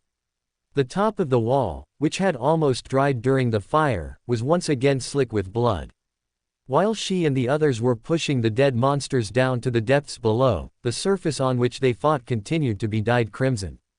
The mark of death stained the armor of the warriors too, yet they could not stop. They had to push through the fatigue or die. A piece of the wall tumbled to the ground, taking many of the adders with it. No, it wasn't a piece of the wall, simply a pink rock that looked like it. Harlow had gained enough essence back to begin hurling boulders at the enemy. Those around her cheered as she single-handedly catapulted dozens of PTV-sized stones at the enemy. Help! A young man named Herb was trying and failing to push back an awakened demon lurking among the lesser creatures. Sarai raced forward, forcing the searing tip of her polearm through the creature's eye and into its brain before it could register that it had been struck. She turned back to the shell-shocked soldier. "Fall back, find a healer," she ordered him. Herb grasped where his missing arm should have been and stared at her blankly. Only a shove from the baker seemed to break him from his trance. These people need a break. Sarai needed a way to relieve the pressure from her troops as well. The fire line had been a good start, but she had no concept of how long ago that had been. They needed to change things up. Finding a spot to hang over the battlement, Sarai aimed the polearm and blasted a torch of fire down the side of the wall. Like uprooted ivy, over 100 scorched adders released their grip, sending a small avalanche of corrupted creatures to the ground. The action had significantly drained Sarai of essence, but it was worth the result.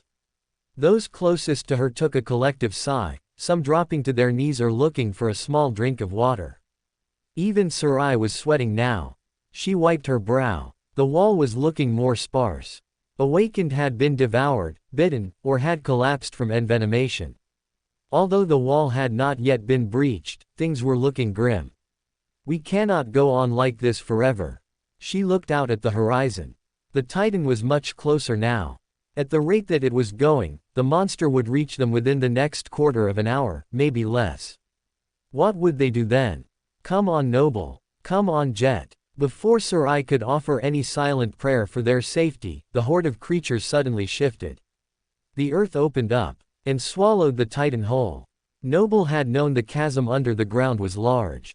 She just had no idea how massive. The more the ground split, the more it kept crumbling. Like a zipper, the ground unraveled.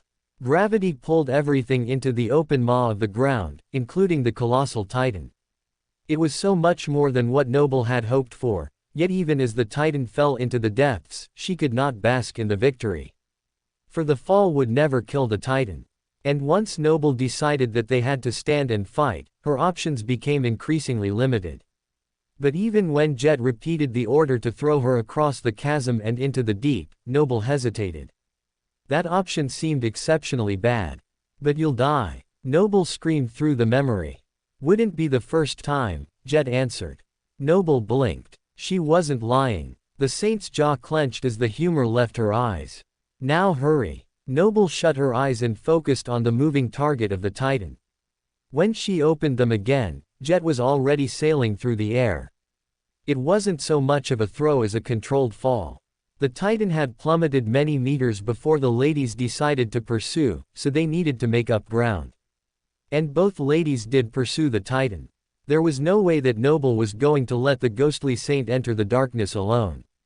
All around them, the rocks and adders threatened to take out the humans before they ever met the Hydra.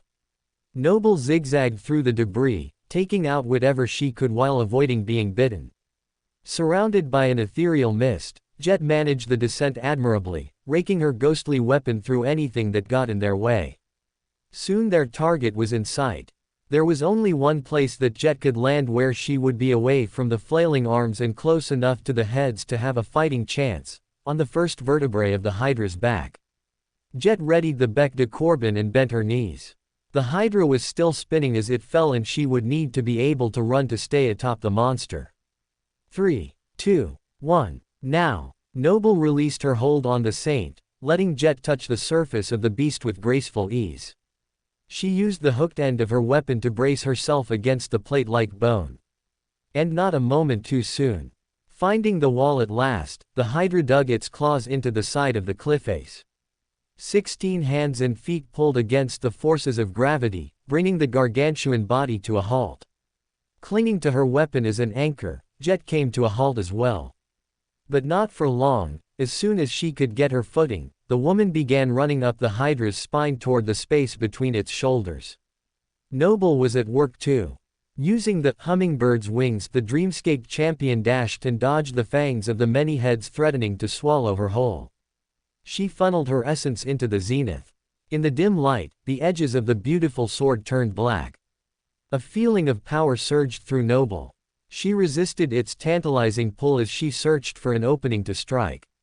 The interlocking scales of its torso passed before her in a never-ending line. Noble tried to stab between two of the scales, but it was useless. The sword bounced fruitlessly off, leaving only a thin scratch. Find a weak point. A corrupted Titan should have no spot that a master like her could exploit. Yet she had to try. There was only one place that she could think of which was sensitive no matter how mighty the creature was. Unfortunately, it wasn't an easy place to approach. I have to try. As Noble wove through the mass of necks, she could hear the battle with Jet below. In order to keep her balance more easily, the saint had taken on her transcendent form. Her weapon had resumed the shape of the more recognizable scythe and she used it to deal devastating blows. Or at least they should have been devastating. At best, a few of her hits made shallow marks on the leathery hide, drawing a small amount of blood from the abomination's back. It would take millions of those scratches for the Hydra to be affected. And something told Noble they wouldn't have that many chances to take down their foe. Realizing her error, Soul Reaper abandoned the relative safety of the Titan's spine. As long as the creature was climbing, its arms and legs were busy. All she had to do was avoid the heads. The ghostly wraith needed to hurry. I need a distraction. Noble heard the words loud and clear. On it. She was already planning on trying something foolish. Why not help Jet while doing it? Instead of avoiding the heads, Noble came up alongside one of them and waved. The other 5 heads protruding from the wide shoulders turned on her. Suddenly, she was surrounded. Noble belatedly realized she was no longer the queen of Crestfall.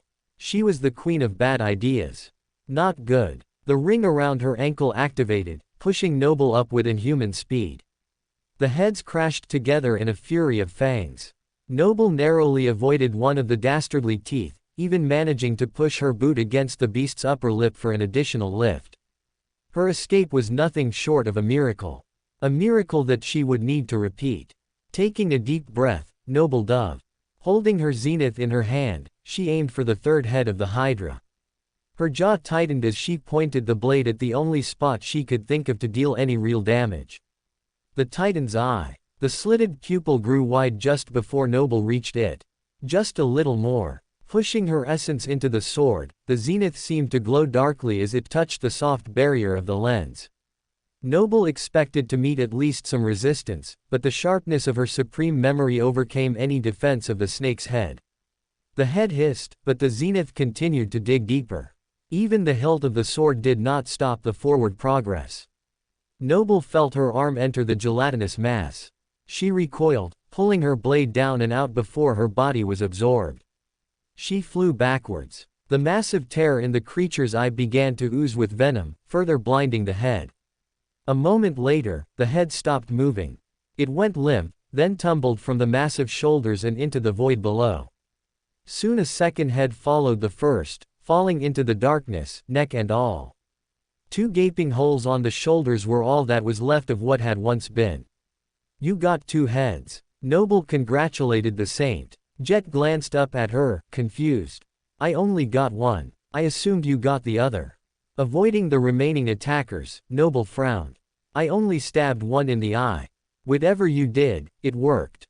Jet was too relieved to argue with the success. Noble was more cautious. A lump formed in her stomach as she waited to see if 2 heads would indeed grow back where the others had been removed.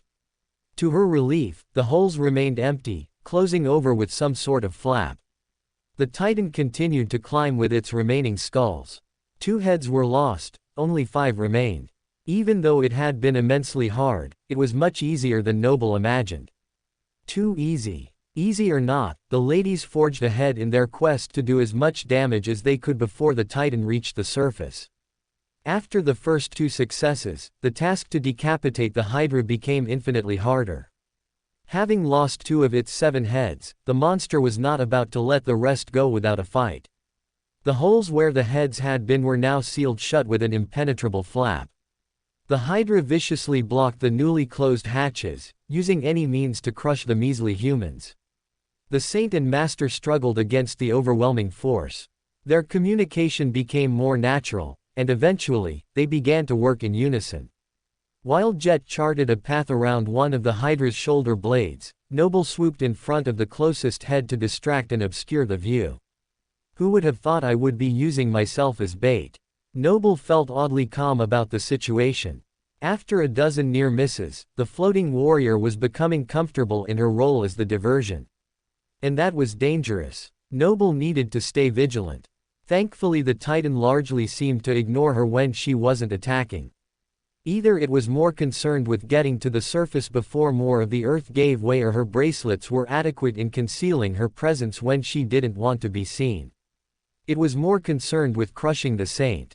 But Jet was far too resilient to let something like a corrupted Titan finish her off.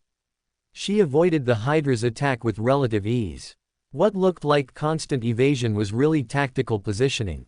Jet was almost in place. Now, taking the cue, Noble emerged from the darkness and flew into the creature's view. "Look here," Noble called out. The Hydra turned a set of slitted eyes on her. Its jaw clenched and prepared to snap. Noble's heart quickened. "Not today." She immediately called out the true name for light and getting brighter, stringing the runes together as confidently as she could. The world around them grew suddenly brighter, temporarily blinding the serpentine head. At the same time, Jet leapt and dug her scythe into the neck farthest to the left.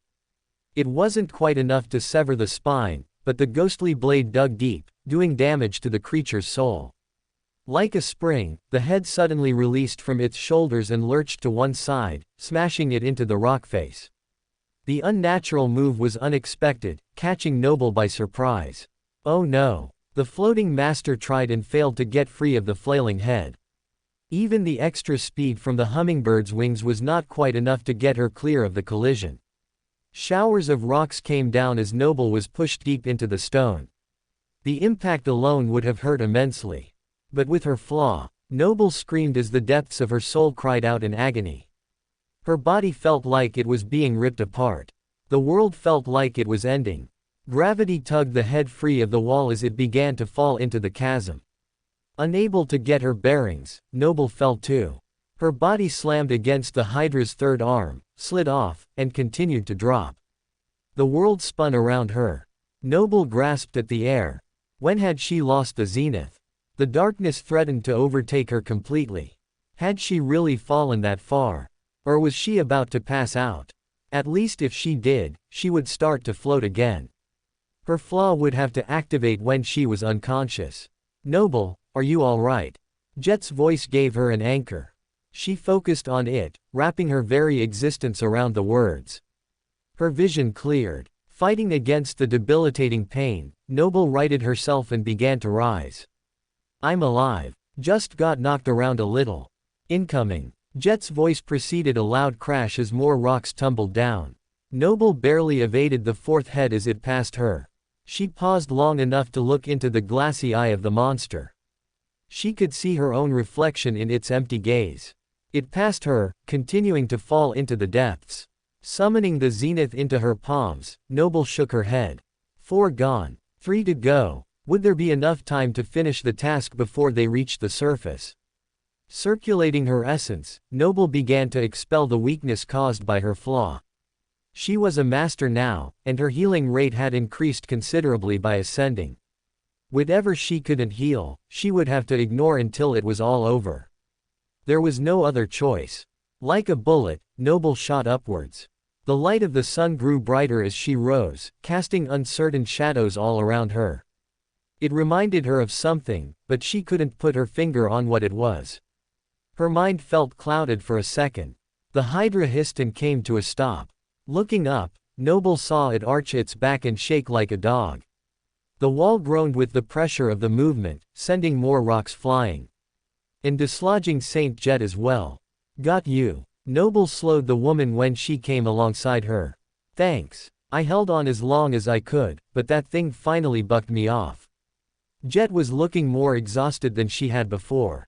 She had a small cut across her cheek as well. Noble hoped it was not filled with venom. Noble was worse for wear also. In addition to the damage to her soul, she could feel bruises forming beneath her armor. It was a miracle that they were both still alive. And even more miraculous that they were both able to fight. Spotting their position, the seventh head shot out from beneath the Hydra's belly and raced toward them. Noble stared evenly forward, raising her sword. Zipping out of the way, she stabbed the fiendish serpent in the same way as her first kill. Only this time, she funneled more essence into her effort. The force of the collision burst the eye, covering Noble in liquid she didn't want to think about. The tail plummeted into the deep with the rest of the discarded skulls. Nice shot. Jet nodded her approval. But you have a little something, everywhere. Yuck. It was the professor's turn to shake. Above them, the Hydra and its 2 remaining heads clawed ever upward. They had only seconds left. Both women gripped their weapons and rushed at the Titan. But even with the butterfly's wings, Noble was not fast enough. The Hydra reached the surface and pulled itself onto the open plain. Its minions were there to welcome it. They swarmed around their master, desperate to help the Titan to its feet. At least it only has 2 heads, Jet noted. Now that we know how to remove them we can. The serpents around them whipped into a frenzy. The smaller ones hissed loudly while their fallen brethren slithered up the body of the massive Titan. 5 of the largest adders found their way onto the massive body, taking the places that the heads had left behind. The hatches opened to accept them. Swiftly, the fallen monsters tucked their tails into the Hydra's torso and the holes closed around their writhing bodies. Oh no. It can't be. Both Jet and Noble watched in horror as the Hydra seamlessly repaired itself. 7 heads atop undulating necks rose from the ground and set their gazes toward Crestfall. Noble's heart sank at the realization of what just occurred. They were back at square one. That explains a lot. Jet stared at the Titan with a complicated expression. Floating beside her, Noble nodded. The heads aren't part of the Titan. They are minions. That's why they were so easy to remove. As soon as we injured one, the Titan rejected it like garbage because it can just get a new one. A creature with interchangeable heads, that was a new one for both of them. Noble looked at the saint. What do we do? Jet smiled darkly as her voice passed through the memory. We could kill all the minions. We should do that anyway. But we need a more immediate solution. Based on what they had observed, the women suspected the Hydra would still be able to move and attack even without any head to guide it. At most, the Titan would be blind. Noble had noticed that when the snakes attached to the Hydra's torso, their emotional signature vanished. The only place she could sense the feeling of rage was within the bulky chest of the vile beast. Noble furrowed her brow. We have to attack the body. Jet seemed to be having the same thought. The skin is too tough. I don't know what it's made of, but I can't get past it to do soul damage. I was barely able to scratch it. Maybe if I get inside. But how? The Hydra had been very protective. The flaps that shut when no head was present were as impenetrable as the rest of its skin. It was only an entry point if the hole stayed open long enough to use it. Time began to speed up as the Titan stood fully upright. Noble looked toward the citadel. The wall was covered in abominations, but the sound of battle could still be faintly heard. The humans hadn't given up yet. They were still fighting, but it would do no good if the Titan wiped them and the infant city off of the map. If only there was a way to block off the Hydra. Plug the holes, Noble's thought leaked through for Jet to hear. The saint followed her gaze. It's no use blocking the holes in the wall. The big guy is going to obliterate it. Noble shook her head. Not the wall. The holes in the Hydra. If we can block one, or even stall it, you could use it like a door. Then I could rip it to shreds from the inside out. Not a bad plan. That was assuming the Hydra's insides were softer than its outside. If not, Jet would have made a grave error. But the prospect of being caged in a wild nightmare creature seemed to excite Jet rather than repulse her. Let's do it. Put me down. Noble would have asked for confirmation, but Jet began pumping her legs to run. It seemed she had had enough flying for the moment. Noble couldn't blame her too much. The saint was used to being in control of her own body. It had to be unnerving to be suspended in space for so long. Releasing her companion, Noble watched Jet race across the broken ground toward the Titan. A wake of destruction marked the saint's path. But rather than cause fatigue, Jet's emotions showed she was energized by the carnage. What kind of person would draw power like that from death? Noble shuddered. Saint Jet was a force of nature. The burst of action happened in barely the blink of an eye. Noble realized she would have to hurry to catch up. Fortunately, her pathway was clear overhead. She aimed straight for the source of the problem. The Hydra. The professor had suggested plugging the hole to keep it open, but in truth, Noble had no idea of how to do it. Maybe she should have suggested sneaking in when a new head was being accepted. That would be less optimal because Jet would be truly trapped inside with no light and, depending on how the head merged with the body, no method of retreat. Not that Jet would want to retreat. It was not an option. It would still be nice to have a way out. Noble kept the thought to herself as she rushed forward. Dropping on 2 more legs, the Titan picked up speed. The smell of human souls being so near had fueled its hunger, and it would be satisfied. The only ones standing in its way were closing in fast. Avoiding the back head, Jet made an inhuman leap onto the hindmost leg. The ghostly wraith seemed to turn translucent as she climbed onto the creature's back shrouded in mist. I'll take the front, cover the back. Noble heard Jet's command as she arrived. Finding Jet's back was easier said than done. The saint was like a blur. Other than the direction of the movement, it was hard to tell which part of her was which. So Noble didn't try. She would handle the back like Jet had said, the back of the Titan. If it was distracted with the floating human, it wouldn't have time to go after Soul Reaper or anyone else. Noble lifted her blade. Here, snaky snaky. 2 yellow eyes looked at her with murderous intent. If not for the short bursts of speed from her memory, Noble wasn't sure she would have been able to evade its strikes. But she held on. The new arrivals were not as coordinated as the older heads. But they seemed to have more energy. It was a strange trade-off. Jet was slowly discovering the difference as well. She took advantage of the disorganization. Following the saint, a vermilion neck wrapped around its neighbor and they knotted together. Got you. Out of reach of the teeth for a moment, Soul Reaper used her soul scythe to hack at the back of the tangled neck. The former tail came clean of the rest of the body, cleaving it in two and releasing the top portion from the Hydra's shoulders. It hung around the second head like a necklace, sending blood in every direction as it desperately tried to avenge its wound. Jet worked quickly, trying to dig a path through the tail which plugged the hole, but she was not fast enough. Two massive, clawed hands were already heading her way. One of them grabbed the decapitated head, unknotting it before tossing the dying appendage aside. The head slid across the landscape, killing many nightmare creatures and eventually colliding with the citadel's wall. The pink stone cracked but did not crumble. That was a small miracle. Jet was unable to witness any of it though. Simultaneously, the second hand came directly for her. Its reach was too wide and oddly absolute, scooping the ghostly saint in its firm grip to crush her. Saint Jet. Noble couldn't believe what she was seeing. Crestfall's best hope of survival was about to be obliterated like a burst bubble. Something glowed inside the fist in a burst of energy. The claws opened slightly, flinging the misty saint to the side. Eyes swirling, Noble used her ability to stop Soul Reaper from making a new crater in the broken landscape. Instead of landing many kilometers away, Jet slowed to a stop in a fraction of that distance. Setting her on the ground, Noble allowed Jet to run with her inhuman speed to rejoin the battle. But it was too late. The Titan had reached Crestfall. The Hydra crashed into the wall, sending debris and people flying in every direction. Its remaining heads gobbled the humans who flew through the air, consuming them whole. Pink stone crumbled under the weight, forcing the humans still on the battlement to either retreat or fall to the horde below. Screams, chaos, untold carnage. Noble felt emotional signatures fading from her senses faster than she could register them. Her heart filled with frustration as the connection to those left became stronger.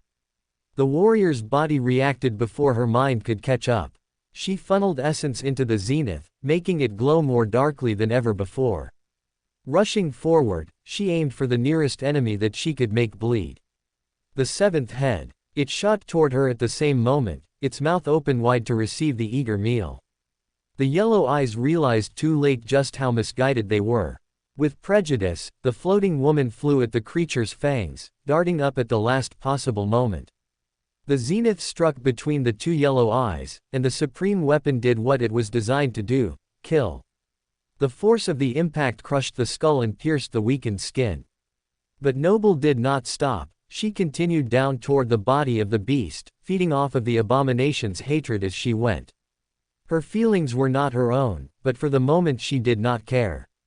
Just like the times before, the moment the head was damaged, its host began to reject it. Noble ran the length of the vile creature, cutting through its tail without ever reaching the Hydra. The flap snapped shut over the hole before she could reach it. Noble felt a sense of hopelessness mix into her anger. It was likely coming from the soldiers on the wall, who had no defense against the overwhelmingly superior being. Even though they continued to make their last stand, Noble knew the despair forming in their hearts. Only a few, like the slightly insane Master Chip, seemed immune to the desperate situation. Not even Noble could completely ignore the voice deep down that was predicting her failure. She had to fight. The sight of Jet drawing near gave her hope. Soul Reaper looked heavily injured, but her speed was as impressive as ever. The woman again mounted the lowest leg of the Hydra and began to climb towards the only point of attack: the Hydra's shoulders. If Jet could still fight in her battered state, so could Noble. It wasn't like there weren't plenty of enemies to vanquish. She had countless to choose from. Already another fallen monster was about to sacrifice its agency to its master. The oversized adder slithered up to take its place where a tail should be. Noble's eyes lit with determination. "You want to die? Let me help you out." In the moment between when the flap opened to accept the new vessel and when the tail firmly attached, Noble struck. The power still coursed through the zenith like an addictive drug, but Noble ignored the consequences. All she cared about was that the adder died. The head separated from its spine, covering the world below in a shower of blood. Both parts of the serpents writhed in disbelief as they plummeted to the ground. Noble's eyes opened wide. The snake had triggered the flap to open, but it had never made contact. Right before her, there stood a gaping hole into the Titan's torso. Part of her wanted to plunge into the chasm before it could close, but her gut told her that she did not have the strength or powers to do what needed to be done. Soul Reaper was named that for a reason. Surely a saint had a better chance of bringing the Titan down. Jet. Noble screamed through the memory. The back. It's open. Soul Reaper turned her head to look just as one of the dastardly fangs threatened to bite off her head. Noble felt her attribute activate. Jet was part of the people she cared about. Reality seemed to twist slightly, and Jet barely managed to lean back in time to avoid the fang scraping across her cheek, or worse. Recovering her balance, the saint slid along the slope of the Hydra's back aiming for the opening. But she wasn't the only one. Another adder was heeding the call of its master, obediently making its way to take up the tail. Noble flew at the dazed creature. It ducked away from her initial jab, buying Jet precious time. Soul Reaper did not waste the opportunity, pushing into her speed. Just when she seemed like she would slip off and sail into the air, the saint lowered her scythe. Sparks trailed behind her as she slowed. Noble stabbed at the fallen serpent, knocking it from the surface of the Titan. She looked up just in time to see the wraith slip into the darkness. Noble wished her well. She wished it would be enough. She wished the Titan would be defeated. The Hydra recognized the intruder a moment later. It let out a wail between a hiss and a roar. The Titan crashed into another section of the wall, crumbling more of the shiny stone. Noble felt her Kingdom Keeper attribute pulling her in every direction. It was becoming uncomfortable. Was she supposed to follow all of these tugs on her soul or just let the attribute do its work? The former was impossible, so she hoped the latter would be enough. Stay alive, all of you. Noble needed to stay alive too. Too many people were counting on her, including the saint trying to rescue them all by battling in the belly of the Titan. The destruction of the wall crushed many of the lesser abominations and attracted even more.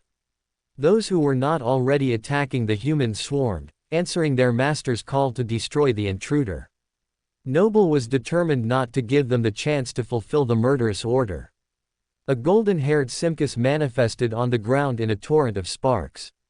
Helios. Hold them back. Don't let them get up there. Noble pointed. Helios roared, batting away the first attacker with a dismissive swat. The master nodded. Good boy. Together they defended their comrade. Noble slashed and cut viciously with her dark blade, her echo ripped and tore with his teeth. Many abominations perished and many more were wounded trying to climb the legs of the Titan. Those who survived the initial strike from the zenith were filled with an inexplicable fear, one that Noble used her ability to magnify. You have slain a dormant monster. You have slain an awakened beast. Paralyzed by the foreign emotion, the creature's minds broke. Noble kept going, feeling her essence draining at an unprecedented speed. Soon she would have none left. Would she still be able to float? Filled with the power of the zenith, Noble found she didn't care. All that mattered was staying alive in the moment and destroying the ones who wanted to harm those she loved. Additional adders found their way onto the Hydra, forcing Noble to adjust her position. She hovered above the opening, defending it from every direction including above. Without the help of her echo, she would already be overwhelmed, but with him, she managed to hold the line, barely. Desperate minutes passed. The symptoms of essence exhaustion became more acute. Noble could feel her body on the brink of breaking. Still, she fought. Finally, she had to admit that she was coming to the end of herself. She was a powerful master, but her resources were being pulled in too many directions. The dark energy emitted from her zenith wavered. Noble felt her vision waver too. Suddenly, everything changed. The Titan's emotions shifted a moment before the Hydra let out an unnatural groan. The sound did not come from any of the heads but from the inmost part of the colossal beast. It lurched, taking an uncertain step forward as it pulled up to its full height. Then, like a puppet whose strings had been suddenly cut, it unceremoniously began to fall. The tumble took many seconds, seeming to happen in slow motion. The earth shook and cracked, sending shards of rock in every direction. Pelted with flying stone, Noble drew back as her flaw activated. Her mind was in a daze. It seemed like the world around her was coming to an end. That was the effect a titan had over its environment. And now that the monster was vanquished, the hold it had was being released. Noble focused on the Hydra. The creature clung ferociously to life, but it was no use. Noble felt the last flicker of rage snuffed out into nothingness. The corrupted titan was dead. Noble gasped, feeling like she could breathe for the first time since the battle began. Not that it was over. There was still much to do. The first of which was to check on her battlemates, including Jet. The saint had fallen with the titan and had not reappeared. As the dust settled, Noble looked frantically for any sign of Soul Reaper. Her heart clenched. The exit. In the fall, the flap had closed, sealing off Jet's way of escape. Noble felt for Jet's strange signature. It was weak, but present. Was she unconscious? Was that why she wasn't answering through the memory? She sank to the level of the Hydra's tail, using the zenith to bang against the hatch. But she had no essence to put into the beautiful sword or to use her levitation to open the flap. Even Helios's claws were no match for the hard skin. The way remained blocked. She hurriedly flew toward the other end of the titan. The heads were only of the fallen rank. Even without essence, her sword should be able to cut one of them out and make a path for the saint. Noble had to try, and quickly. Before Jet ran out of air. She fought the adders as she flew above the surface of the titan's body. There were still thousands of them, and the death of their master had only disoriented them momentarily. They were drawn to human souls. Their siege persisted. The warrior queen cut down scores of them. Her blade dropped with their blood. We have to kill them all. Noble's vision darkened. She blinked. Was the sun going out? Looking, she saw a dark cloud coming from beyond Crestfall's palace. Was a storm coming? One problem at a time. Noble lowered herself tentatively onto one of the crimson necks. She felt no pain from the contact. Even though the creature was dead, her flaw graciously did not activate.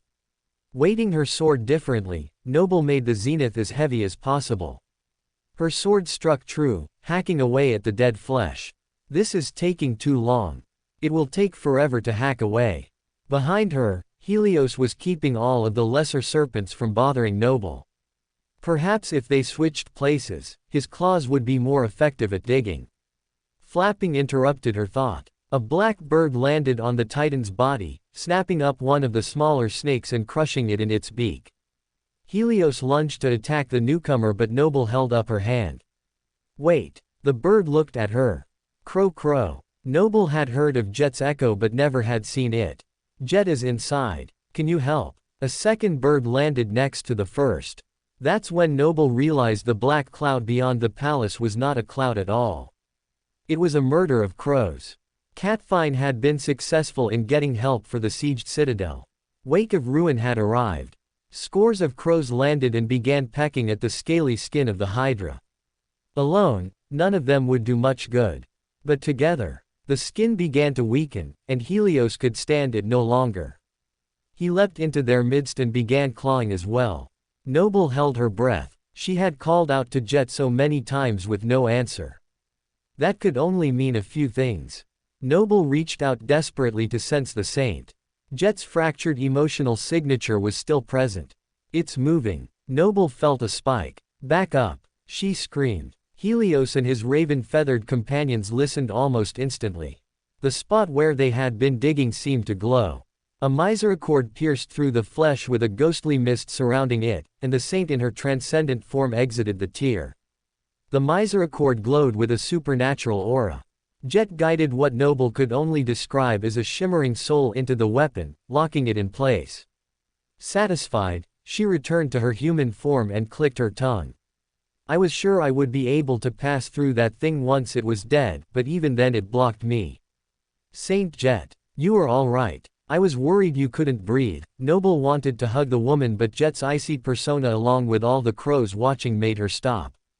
A little thing like oxygen won't stop me. Jet smiled fiercely at the crows around her. Good to see you, boss. Right on time. Gripping her scythe, Noble looked at the remaining part of the wall and the battle still being fought. The birds all turned in unison, opening their wings to take flight and join the thousands of others who were part of Saint Cor's transformation.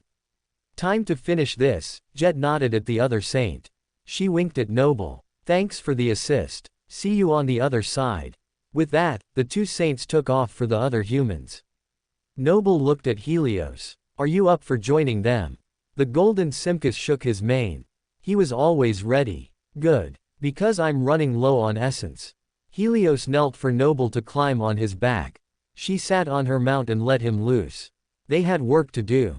The Simcus raced along the broken landscape toward what was left of the battlement. Some of the adders had filtered into the city, making the humans on the wall have to fight from both sides. Because the width of the wall was only a couple of meters, Noble had not called Helios when she had fought there before. So their entry was a bit of a surprise to the few that noticed them. We have to defend the wounded. Through the debris of the wall, Noble guided Helios toward the medical camp. A few awakened were defending their fallen comrades, but they were spread very thin. Helios leapt in with claws drawn and mauled the closest abomination. While he ripped and tore with his massive paws, Noble followed up by taking down the rest with her trusted sword. By the time the crows swept down the wall to help them, the situation was under control. Blood covered the ground. Crestfall was covered with the bodies of both awakened and their corrupted enemies. The world grew eerily still as each person took in the solemn scene. Noble understood. The battle was over, but the real work was just beginning.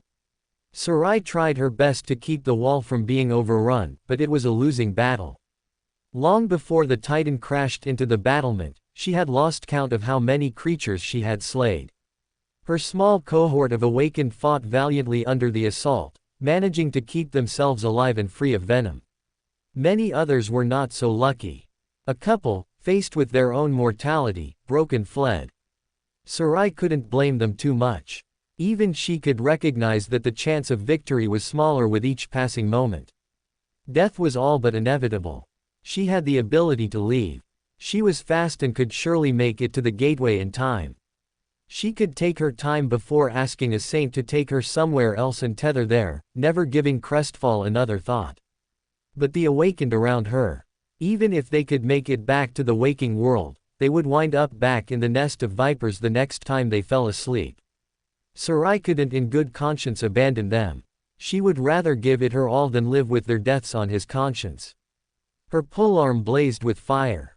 The gaps she was having to fill were growing wider, but her ascended body allowed her to tap into inhuman speed as she darted between the other fighters. Sarai pushed herself even harder than she had in the nightmare. These were not figments of the spell, but real people with real families. Each loss felt personal. Far to her right, the Titan groaned and crashed to the ground. The earth shook violently, throwing the humans right and left. The behemoth went still. Was it dead? Sarai didn't dare to hope. Was Noble all right? That she hoped for more than anything in the world. Out of nowhere, a snake sprang at her face. Its red coloring blended with the stained stone, making it impossible to detect. The adder should have caught her across the cheek. But at the last possible moment, her helmet shifted to deflect the blow. Sarai was able to swat the creature aside before stabbing it. Her headwear never shifted like that. It was pure luck that it chose just the right time to protect her. Unless it wasn't luck at all. Sarai had had too many near misses today to discount that magic might be at play. If that was the case, she thanked whoever might be watching over her. It meant she could watch over everyone else. The beautiful master rushed to help an awakened pinned down by an adder. The amber pierced the creature's spine and burned it to ash. The awakened woman had been bitten, but there wasn't much Sarai could do. Can you walk? No, the lady cried helplessly. Sarai helped her scoot against one wall. When someone comes, have them help you down. Hamish. The red-haired awakened with the sword to match nodded. I'll protect her with my life. Good man. Sarai hoped it wouldn't come to that. She turned to find the next problem when the sky got darker. From the chasm of Ender's Deep, hundreds, no, thousands of crows flew up to cover the sky. Sarai felt fear grip her. If they were being attacked from both sides, there really was no hope. Wake of ruin. Hamish turned and smiled. Bolstered by the appearance of a second government saint, the other soldiers on the battlement let out a raucous cheer. Having not been to Antarctica, Sarai had not seen the saint's transformation. Once she knew the coming creatures were not there to hurt her, she was filled with only awe. While those on the wall continued to fight, the raven-feathered birds descended. Many went straight for the Titan, but the rest fanned out to aid those defending the wall. One landed next to Sarai, plucked out the eyes of one of the snakes and ate another of the smaller creatures whole. The tide of the battle suddenly turned. Soon, Jet in her transcendent form joined the crows in the massacre. Her appearance meant that the Titan was indeed vanquished. As the sun grew heavy in the sky, the last of the snakes were killed by the humans of Crestfall.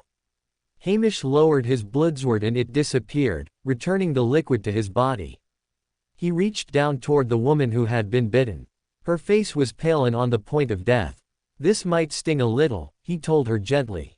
Using some of the blood from his own body, he purified the woman of the poison. The lady looked up at him, her eyes filled with gratitude. Thank you. You're very welcome, ma'am. Hamish's own face turned pale, and he swayed.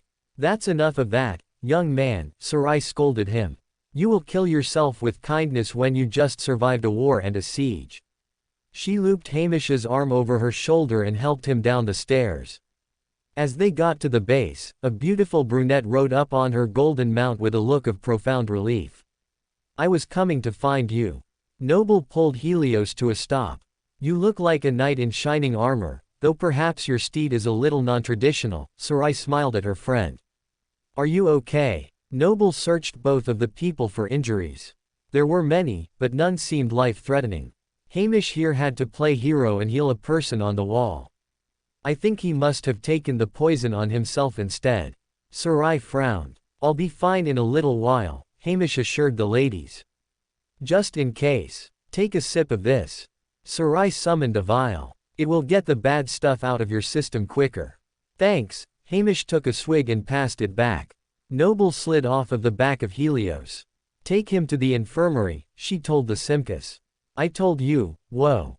Hamish lifted into the air and was placed on the back without moving a muscle. He was out of sight before he could fully object. You should probably take that vial to the sick as well. I am guessing many more need it. Noble pointed to one of the buildings in the distance. Injured people were spilling out into the street with healers and good Samaritans moving between them to give any comfort they could. Soon some would be able to return to the waking world, but for now, they would have to do as much healing as they could in the dream realm.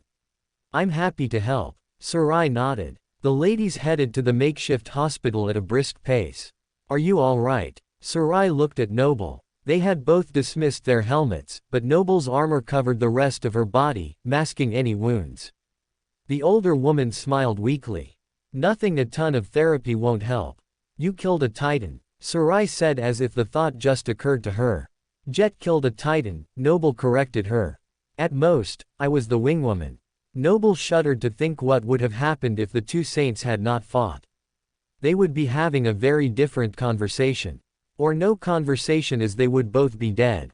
I guess this cements your decision about moving your family, Sarai sighed. You have more than enough evidence now. I do, Noble answered. My mind is made up. As the ladies neared the infirmary, Helios returned to her, his tail swishing. He had done his job well. Noble scratched under his chin. You've done well, Leo. Go have a rest now. Dismissing her echo, Noble went to approach the healer in charge to ask how they could help. That was when she heard an agonized scream. Only it wasn't coming from the infirmary. It came from the house holding the dead. While many were attending to the living, others were already collecting the dead. Some bodies were mutilated beyond recognition, but they still merited a proper burial. Those who were missing entirely would have to be mourned in memory or in the waking world. The scream caught Noble's attention as she felt the wave of agony that accompanied it. While there wasn't much she could do to nurse, there was plenty that she could do to comfort. The look was all Sarai needed to understand. We will catch up more later, she assured her friend. I want to know how Fort takes the news. We'll talk soon, Noble agreed, hugging her friend tightly. They were battered and exhausted, but at least they were both alive. The same couldn't be said for where she was going. Noble ducked into the stone building and was immediately assaulted by the scent. The smell of death was everywhere in the citadel, but it was heavier in the enclosed space. Someone had decided to burn something sweet to cut the smell, but it only made the overall effect worse. Fighting the urge to gag, Noble sought out the source of the wailing. A woman was kneeling with her head in her hands. Noble did not recognize her emotional signature at all. She looked very young. Noble walked over to her and placed her hand on the girl's shoulder. The girl didn't wait for Noble to say anything, simply melted into the older woman's arms. "It's all right, sweetie." Noble patted her on the back. "Didn't I suffer enough from the nightmare?" she asked while sobbing against Noble's shoulder. "We all have suffered more than enough," Noble sighed. This girl wasn't one of the seasoned veterans of Antarctica. She was still delicate and fragile. Her hysterics were not just from the carnage of battle. Her suffering was acute. "Who are you mourning?" Noble asked gently. The girl stopped crying for a moment. Her body became very still.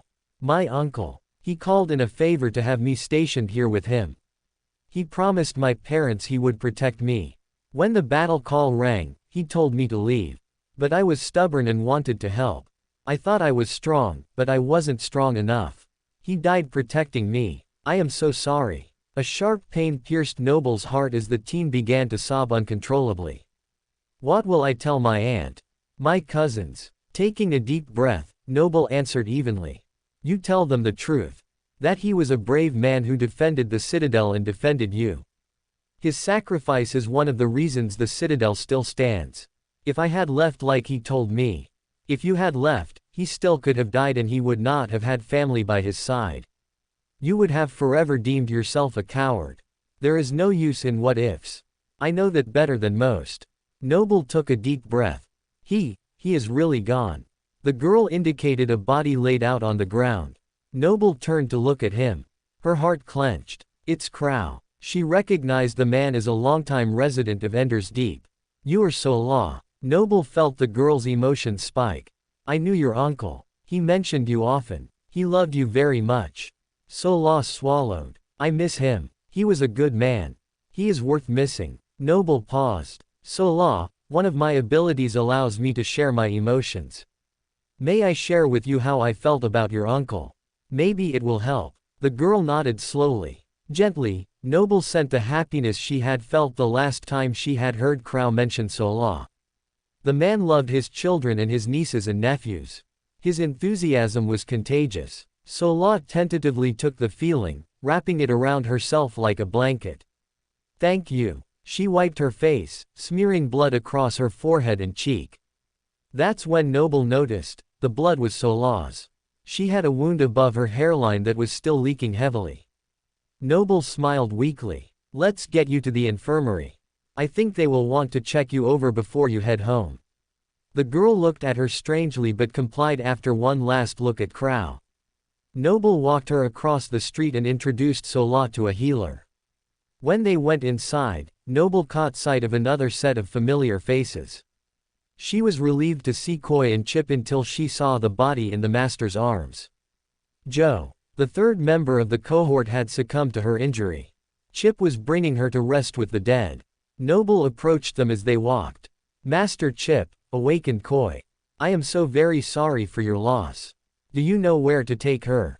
Koi asked Noble somberly. Noble nodded. "Right this way." The men barely seemed to register the smell as they entered the structure. They were in a daze. Finding an unused corner, Noble stepped back respectfully to let them say their goodbyes. "Stay," Chip swallowed. "Please." Noble froze. She had wanted to give them privacy, but he must have thought she was abandoning them. "I'm here," Noble assured the two men. The three stood in silence for a moment until Koi cleared his throat. "Goodbye, Joe. We won't forget you. We will make sure to give the best party ever to remember you when we get home. I know how you enjoyed celebrations." Koi's head lowered, his curly hair hiding the tears forming in his eyes. Chip stayed silent for a long time, clutching Joe's body. Other than her pale skin, she looked like she was simply sleeping. When the master finally spoke, his voice was broken. She was the only one who could look at me without feeling disgusted, he said, now who will confidently insult my looks? I need her to rein in my unpredictable personality. Otherwise, I'll go insult some young scion and land in hot water with the great clans. I'm sorry, Noble dropped her eyes to Joe's still form. I didn't know her well, but I can tell you that she cares for you both very deeply. Chip sniffed as he hugged Joe tightly. Joe always held the line even as her blade ran dull, the string of her bow broke, and her gauntlets were damaged beyond repair. She made sure that any afterlife would be crowded for her arrival. So this is my oath, my final promise to the woman who nurtured and cared for me when I had nothing. I will stand in the face of corruption, no matter the cost. I will honor her death with my life and live it how she would have wanted. With a sad smile, Koi placed his hand on Chip's shoulder. Her nightmare has ended, but ours has just begun. Reluctantly, Chip lowered Joe to the ground. His emotions went wild. Anger and rage boiled to overflowing. Something in him was about to irrevocably break. Reflexively, Noble pushed a massive dose of calm to her fellow master. A small battle occurred as Chip warred with the foreign feeling. At last, he let it in, and the instability inside him settled. Thank you, he managed over his shoulder. Let me walk you both back to the gateway, Noble offered. You both need a cup of tea and a hot shower. Neither of them argued, falling in line behind the woman with resignation. But just before they reached the palace, Noble heard a voice in her head that startled her from her somber thoughts. Blasted woman. Noble managed to keep the thought to herself. The voice had been Jet's, but Noble was fairly certain the comment hadn't been meant for her. When the battle concluded, Noble had spoken to Jet through the other's voice, but they both had remained silent since then. Noble had forgotten she was wearing the memory at all. She had had it on constantly during the second nightmare, and so it felt as natural as her skin tucked behind her ear. Jet had sounded extremely frustrated, livid even, which is why the words had leaked through to Noble. What could make Jet so angry? The gateway shone with its usual brilliance, but somehow the somber mood of the day made it look extra bright. Safe journey, Noble told the two men as they parted ways. After wishing her the same, she watched Koi and Chip go. Their bodies dissipated like the morning dew, leaving Noble alone in the large hall. Her hand reached forward to touch the gateway, but she stopped short. A frown formed on her delicate mouth. Noble had planned to head home at the same time as the men. She was supposed to go to her family soon anyway, and she would be able to help with the cleanup better after visiting her loved ones and having a hot meal. But Jet's sudden exclamation piqued her interest. Nosy as it was, Noble needed to know more. Her hand dropped to her side, and she turned down a side hall.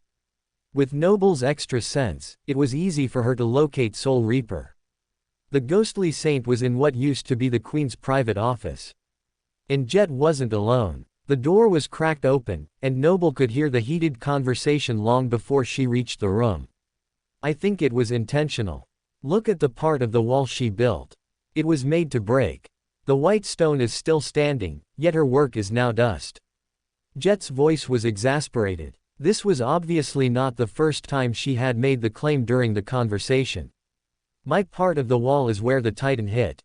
Do you really expect that the white stone would have done any better under the same circumstances? Harlow answered full of indignation. This is a serious accusation, Saint Cor's gravelly voice interrupted. Harlow has a long history as an envoy between the government and Clan Valor.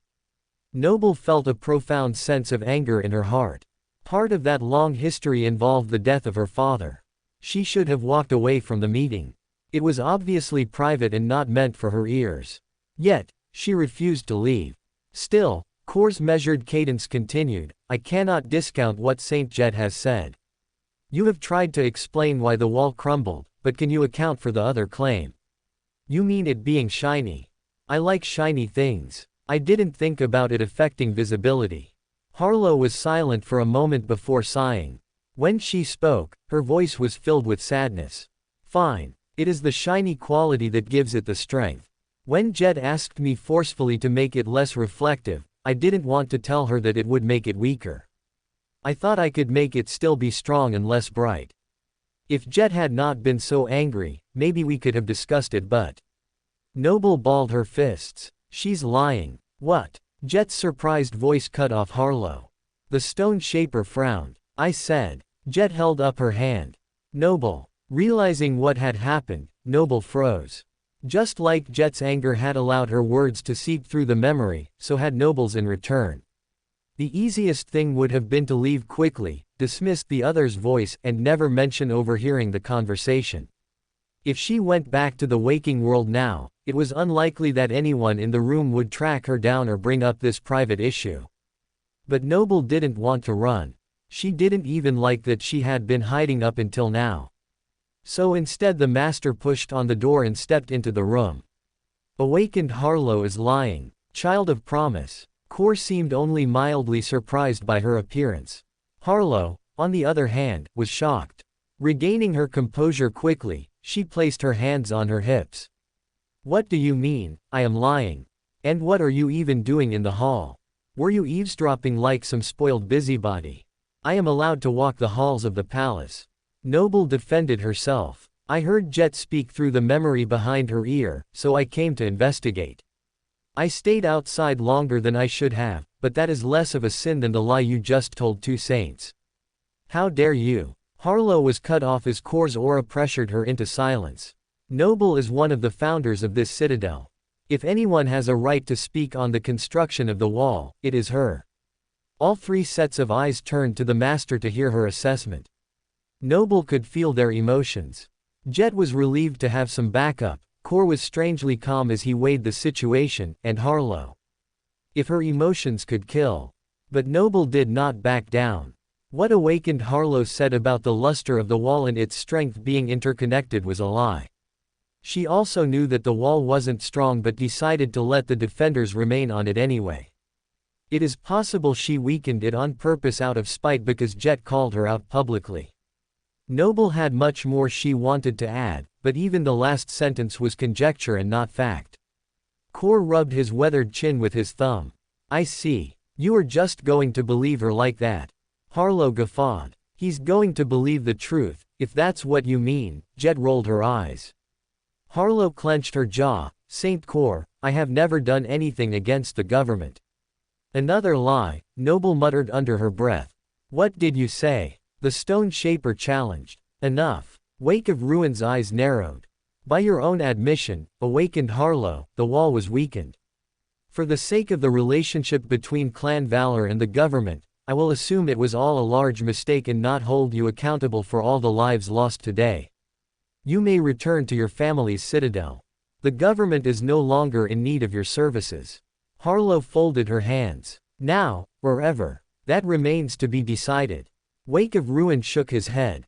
My brother will be hearing about this. Harlow straightened her back. We can discuss this further when I get back from my second nightmare. I needed to leave for it next week anyway. Give your brother our regards, Core said evenly. May your trial go smoothly. Humanity needs more strong awakened who are willing to battle to save it. The woman relaxed slightly. I look forward to battling alongside you again soon. Goodbye, Saint Core, Saint Jet. Harlow smiled at Noble, but it didn't reach her eyes. And good day to you, Master Noble. May I give you some friendly advice? That need to investigate can get you into a lot of trouble. Your father found that out the hard way. You mean the father that you claim to only barely know? Noble shot back quickly. It's easier to remember someone when you have their copy standing in front of you. Harlow's smile faded. Be more careful than he was. Leave. Wake of Ruin scowled. Jet flexed, challenging Harlow to give her any reason to call on her ghostly side. With a smirk, Harlow swept out of the room. Child of promise, Core warned. Having taken a step toward the door, Noble froze in her tracks. But sir, she. Awakened Harlow will have no more dealings with the government. The gentleman stated definitively. I will let Clan Valor know. Her brother may be a knight of the King of Swords, but I doubt even he will defend her when he finds out she threatened the wife of a government director for telling the truth. But the people whose lives she endangered. Noble flew a little higher into the air in her fury. Deep down, Noble knew that she couldn't seek justice for her father. Even though Harlow's insinuation was clear enough to Noble, it wouldn't be enough to convict her of his murder. It was even possible that Kor was part of the government cover-up, though Noble didn't want to consider that. Guilty or not, trying to convict the former envoy was a lost cause. But Noble could demand that Harlow be held accountable for the lives lost needlessly in battle from her negligence. Right now, those people and their families mattered more to Noble than the distant past. Kor shook his head slowly. I doubt even the white stone would have held up when the Titan hit it. We will never know if the weakened stone made a significant difference in how things went. Noble inhaled sharply. I don't think. I'll talk to him. Jet raised both eyebrows as she sent the message through their shared memory. Swallowing, Noble looked at the ground. You don't understand. That threat she made, Harlow murdered my father. Soul Reaper's jaw tightened. She also killed my soldiers, either by accident or design. I take each of those deaths personally. I will make the old man see. Trust me. Based on her emotions, Jet was very angry about how things had occurred. She knew the Elder Saint much better than Noble and was far more likely to get a favorable outcome. Noble's incoming outburst was likely to make Kor dig in his heels about his decision or even reverse it if he thought Noble was unreasonable or worse, lying. Fine. Against every fiber of her being, the floating master pushed down her righteous anger and lowered her head. I don't think I am needed any longer. If you excuse me, I will head home and let my family know that I am all right. I think that is wise. I should do that also. Good evening, Noble. Kor motioned toward the door. Jet pulled the other's voice from behind her ear and handed it to Noble. I am sure we will see each other soon. Dismissing the memory, Noble floated from the room. In the hall, she let out a silent scream. She searched for Harlow's emotional signature, but the woman was nowhere to be found. It seemed she had listened to the venerable government saints and left. As Noble walked angrily toward the gateway, she remembered what Jet had said. By accident or by design, sabotage. Noble had felt the woman lie about wanting to tell Jet about the wall, but she had assumed it was spite in the moment, not some dastardly plan. But what if it was? Why would Valor want to weaken the government? Noble mused. Losing the two government citadels would have devastated their connections with Clan Song in the Dream Realm. There were other locations under government control, but they were even farther from Ravenheart and the sovereign that lived there. The displaced awakened would be forced to transfer to remote locations or to one of the more centrally located strongholds close to Bastion. Either way, the government would be drawn closer to Valor and pulled from Song. With the battlefront in Antarctica closing, the two clans would have to pick a new place to clash. If Valor wanted the government to stay neutral or even take their side, having them close would be a smart way to keep an eye on them. You sound like a conspiracy theorist, Noble shook her head. It was far more likely that Harlow had acted petty at the worst possible time and then didn't have enough essence to fix the mistake. That didn't mean that Harlow was innocent. Blood was on her hands.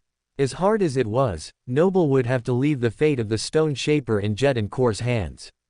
At least for now. If I ever see that woman again, it will be too soon.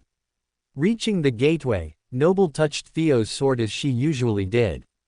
She lingered. He, too, had been betrayed by someone that was trusted.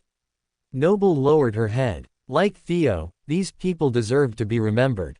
We will have to put up a memorial for the battle today. But that was a task for another day. Right now the only place she needed to be was home. I better not appear like this. Noble looked down at her bloodied armor. She dismissed her metal outerwear, summoned her gray dress, and then dismissed the purple underpinnings of her armor as well. It wasn't perfect, but it was much better than a moment before. Touching the gateway, Noble found herself in the dojo. Fort was sitting on the discarded sleeping pod, waiting for her. He released a shaky breath. Jumping from his perch, he caught his wife in a hug. I was so worried. I guess you got the news about our visitors, then. Noble tried to smile. The director nodded. Catfind contacted me to get the word to St. Kor. I couldn't send that message out fast enough. Thank you for that. Noble rested her chin on her husband's shoulder. Wake of Ruin came just in time. For sighed, how bad was it? It was a corrupted titan. So, pretty bad. Noble could feel her husband's emotions spike. My sweet wife. How did any of you survive? Shutting her eyes, Noble inhaled deeply. Many didn't. Jet killed the Titan in the end. I helped as best I could. Fort's heart clenched. He held his wife tenderly. I'm so happy you are home. I can't imagine what you have been through. Why don't you take a shower, and I will order dinner? Noble touched her hair. It was still caked in blood. Fort must have known it wasn't hers or he would be frantic instead of just concerned. Thank you. Noble kissed her husband's cheek. I'll be back in a few. Take as much time as you need. I'll wait. Fort nodded. You are always so patient with me. Noble pulled away and started to head toward the shower. She paused at the door of the dojo and placed her hand on the doorframe. There is one thing I won't make you wait any longer for. I said I would give you a decision on our living situation by this evening. Fort's eyes dropped to the ground. After the day you have had, I can guess what choice you made. I understand. Noble smiled faintly. Good. Because you'll need to pack your bags. We are moving to Ravenheart. You want us to do what? Rain's voice cracked. Surely she hadn't heard her parents correctly. When the teen had arrived home, she had noted that her parents' moods were subdued, but at least they were talking again.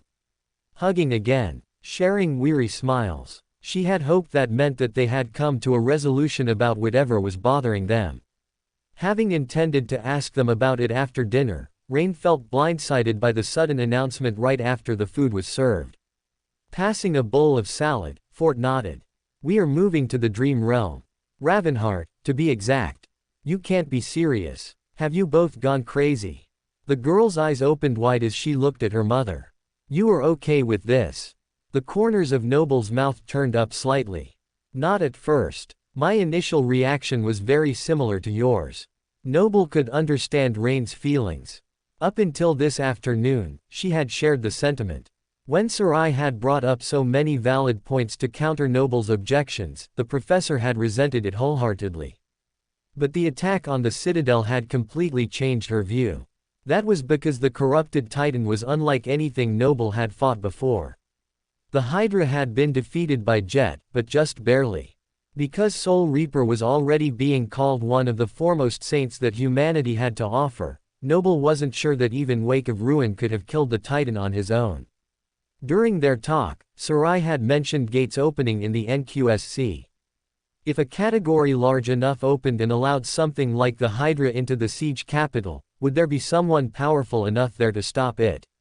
Eventually, yes, but in the meantime, the Titan would kill countless people and destroy more than just a wall.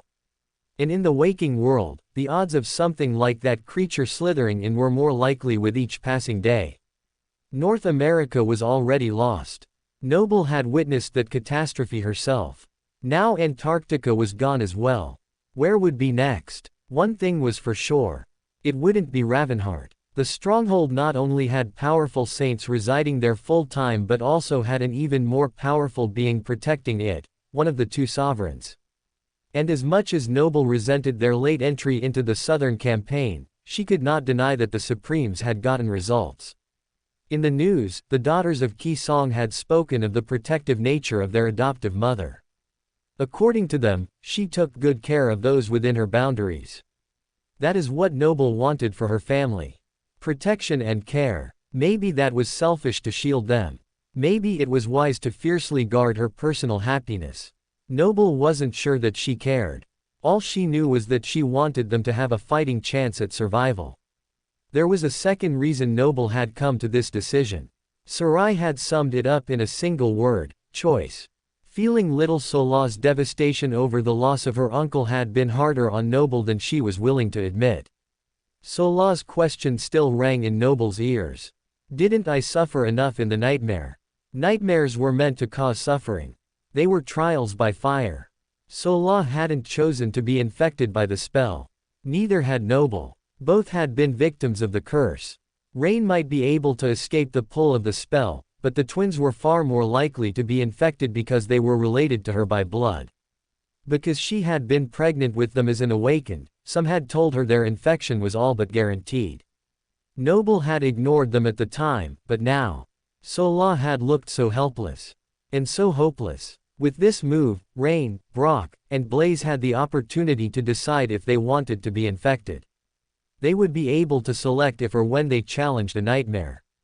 Suddenly, that freedom to choose was worth far more than the creature comforts and spelltech of the waking world. It was priceless. Noble would have to hear the, "I told you so," from Sarai later. For now, she needed to focus on her panicking daughter. "Don't worry. We aren't leaving tomorrow or even next week. It will be at least a couple of months, we may even wait until the end of the school year. We can discuss what the best timing is." Noble nodded at Rain across the table. "Moving to Ravenheart is the best decision for our family. For you. You think going as mundane people to a place with no technology and living like they did before the Dark Ages is what is best for our family." Rain raised her eyebrows incredulously. "It's where the future is," Fort said, surprising Noble with his statement. "The waking world is having new problems every day. The dream realm is a fresh start. I think everyone will end up there eventually. We would be among the first mundane pioneers. Wait. You aren't just pulling our legs.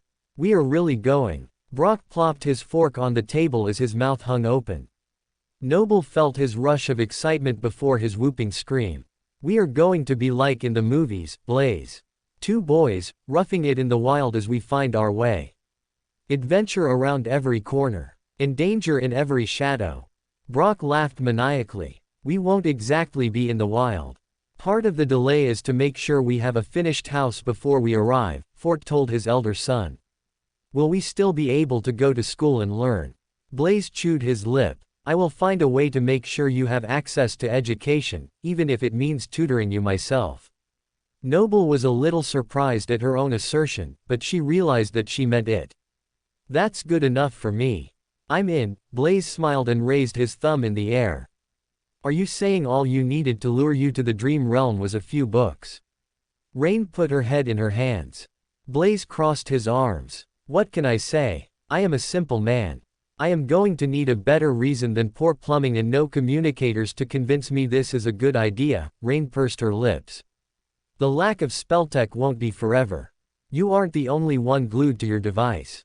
People will find a way to bring electricity and modern comforts over in no time. Then someday you can tell your grandkids how back in your day you lived off of the land with only your wits to survive." Ford offered. "You cannot guarantee when that will happen, if it happens at all." Rain tilted up her nose and sniffed. "Isn't Ravenheart in the snow of a volcanic mountain? We will either roast or freeze to death. Didn't you say you wanted to get stronger?" Noble raised one eyebrow at her daughter, catching the girl off guard. "Yes." The dark-haired teen furrowed her brow. "What better way to get stronger than starting a civilization in an unfriendly world? You will be able to overcome the elements and train in the same conditions as awakened do. Maybe we'll even find an awakened tutor who can bring out more in you than I can. Take all that and add in some solid survival skills and you will be able to take on just about anything you put your mind to." Noble could feel she struck a nerve. She swallowed. Had she pushed too hard? Or just the right amount? Rain pursed her lips. She stared at her mother evenly. "Those aren't good reasons," she said slowly. Her eyes softened, "but they are a start." Before everyone had left the table, Noble went on to describe the battle against the corrupted Titan. Noble had returned to the house before her children, so the news of her ordeal came as a shock. The boys were enthralled by the idea, asking every manner of question. They wanted to know every gory detail, much to Noble's chagrin. "Did you manage to rip off an arm in addition to its heads?" Brock made a disturbing motion with his butter knife. Noble frowned. "No. Can you describe its blood?" Blaze asked clinically, ready to record his findings later. "It was red, like ours," his mother told him. "And smelly. Do you think it would taste good?" Brock took a large bite of his food. "What, the blood?" Noble felt a little nauseated. "No, the Titan. Coprive told me that his uncle told him that the higher the rank, the better tasting the meat is." Brock informed them like this unnamed uncle was the foremost expert. "If I get to try it, I will let you know." Noble pushed her plate away a little. She had lost her appetite a little. "I will try the meat myself when we move." Or maybe I'll wait until I kill one myself. I'll have to think about it. Brock nodded seriously. That is a lot to think about. Fort's smile was tight. He liked how easily Brock had accepted the news of the move, but the idea that the boy wanted to chase after such big targets was a little concerning. Hopefully, in a few years, he would be a little more sober-minded. Today, Fort was willing to take the win. Oblivious to their father's thoughts, the boys continued with their detailed inquiry. Noble responded to each question in the best way she could, both to answer their curiosity and help her process the events of the day. It was nice not to have to hide it from her family. Rain listened with quiet fascination. She might have seemed less interested than the boys, but Noble could feel how she hung on every word. And Fort, the man constantly squeezed her knee under the table, letting her know how glad he was that she was safe. The gentle pressure was reassuring, reminding her that the ordeal was over. Thankfully it had only taken an afternoon, not months. And now she was home, with any physical reminder of the event already healed. If anything, she looked like she had had a tiring workday. Finally, the boys ran out of questions, and quickly left the table to either write down their notes or practice their battle moves. Noble watched them leave with a relieved sigh. She turned to her daughter. You've been very quiet. Is there anything you want to ask now that your brothers are gone? Rain bit her lip, weighing if she should ask what was on her mind. She sighed. I really only have one question. When you were fighting the Titan, were you scared?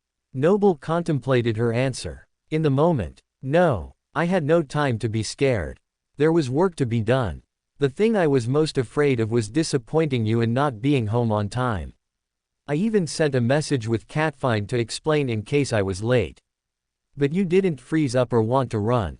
Rain persisted. I couldn't abandon the Awakened in the Citadel. I may have had the option to leave, but I never would have taken it.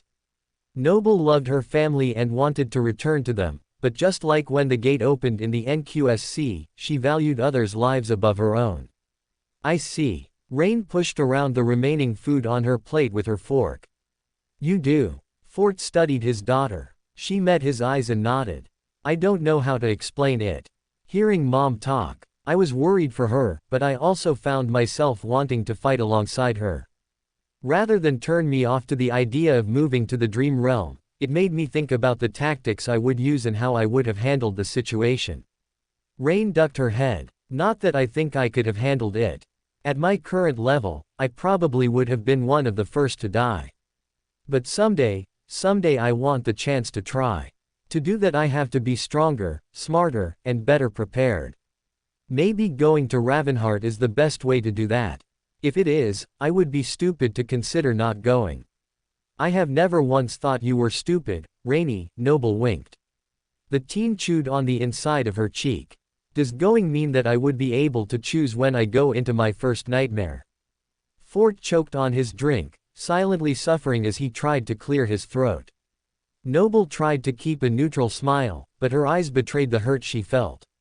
Rain hadn't said if she was going to enter a nightmare, she had said when. Seb. The couple had already lost one child to the nightmare curse. Back then no one had any say in the matter. The spell took whoever it wanted.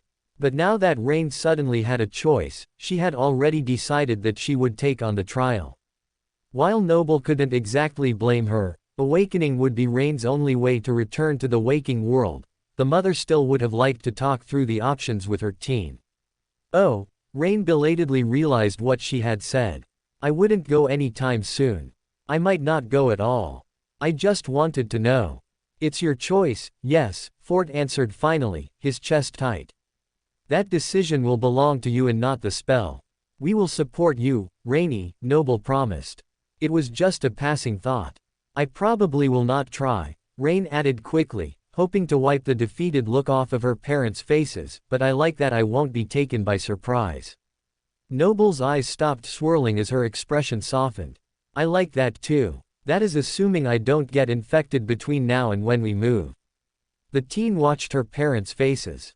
Any time you feel unnaturally sleepy, we will request to leave for the dream realm with no questions asked, Fort assured her. You just have to wait long enough for the gate to get here, Or, you know, not get infected until we get there. I'll do my best. The dark-eyed girl smiled. Wait, Mom. If you are leaving, what does that mean for your citadel? Saint Jet has taken control of it for now. It's in good hands. Noble assured her. What about Auntie Sarai? Rain furrowed her brow. She told me today that she will come with us. Sarai has been wanting to expand her baking business into the dream realm anyway. She was more excited about the thought than even your brothers. Noble had felt the baker's emotions.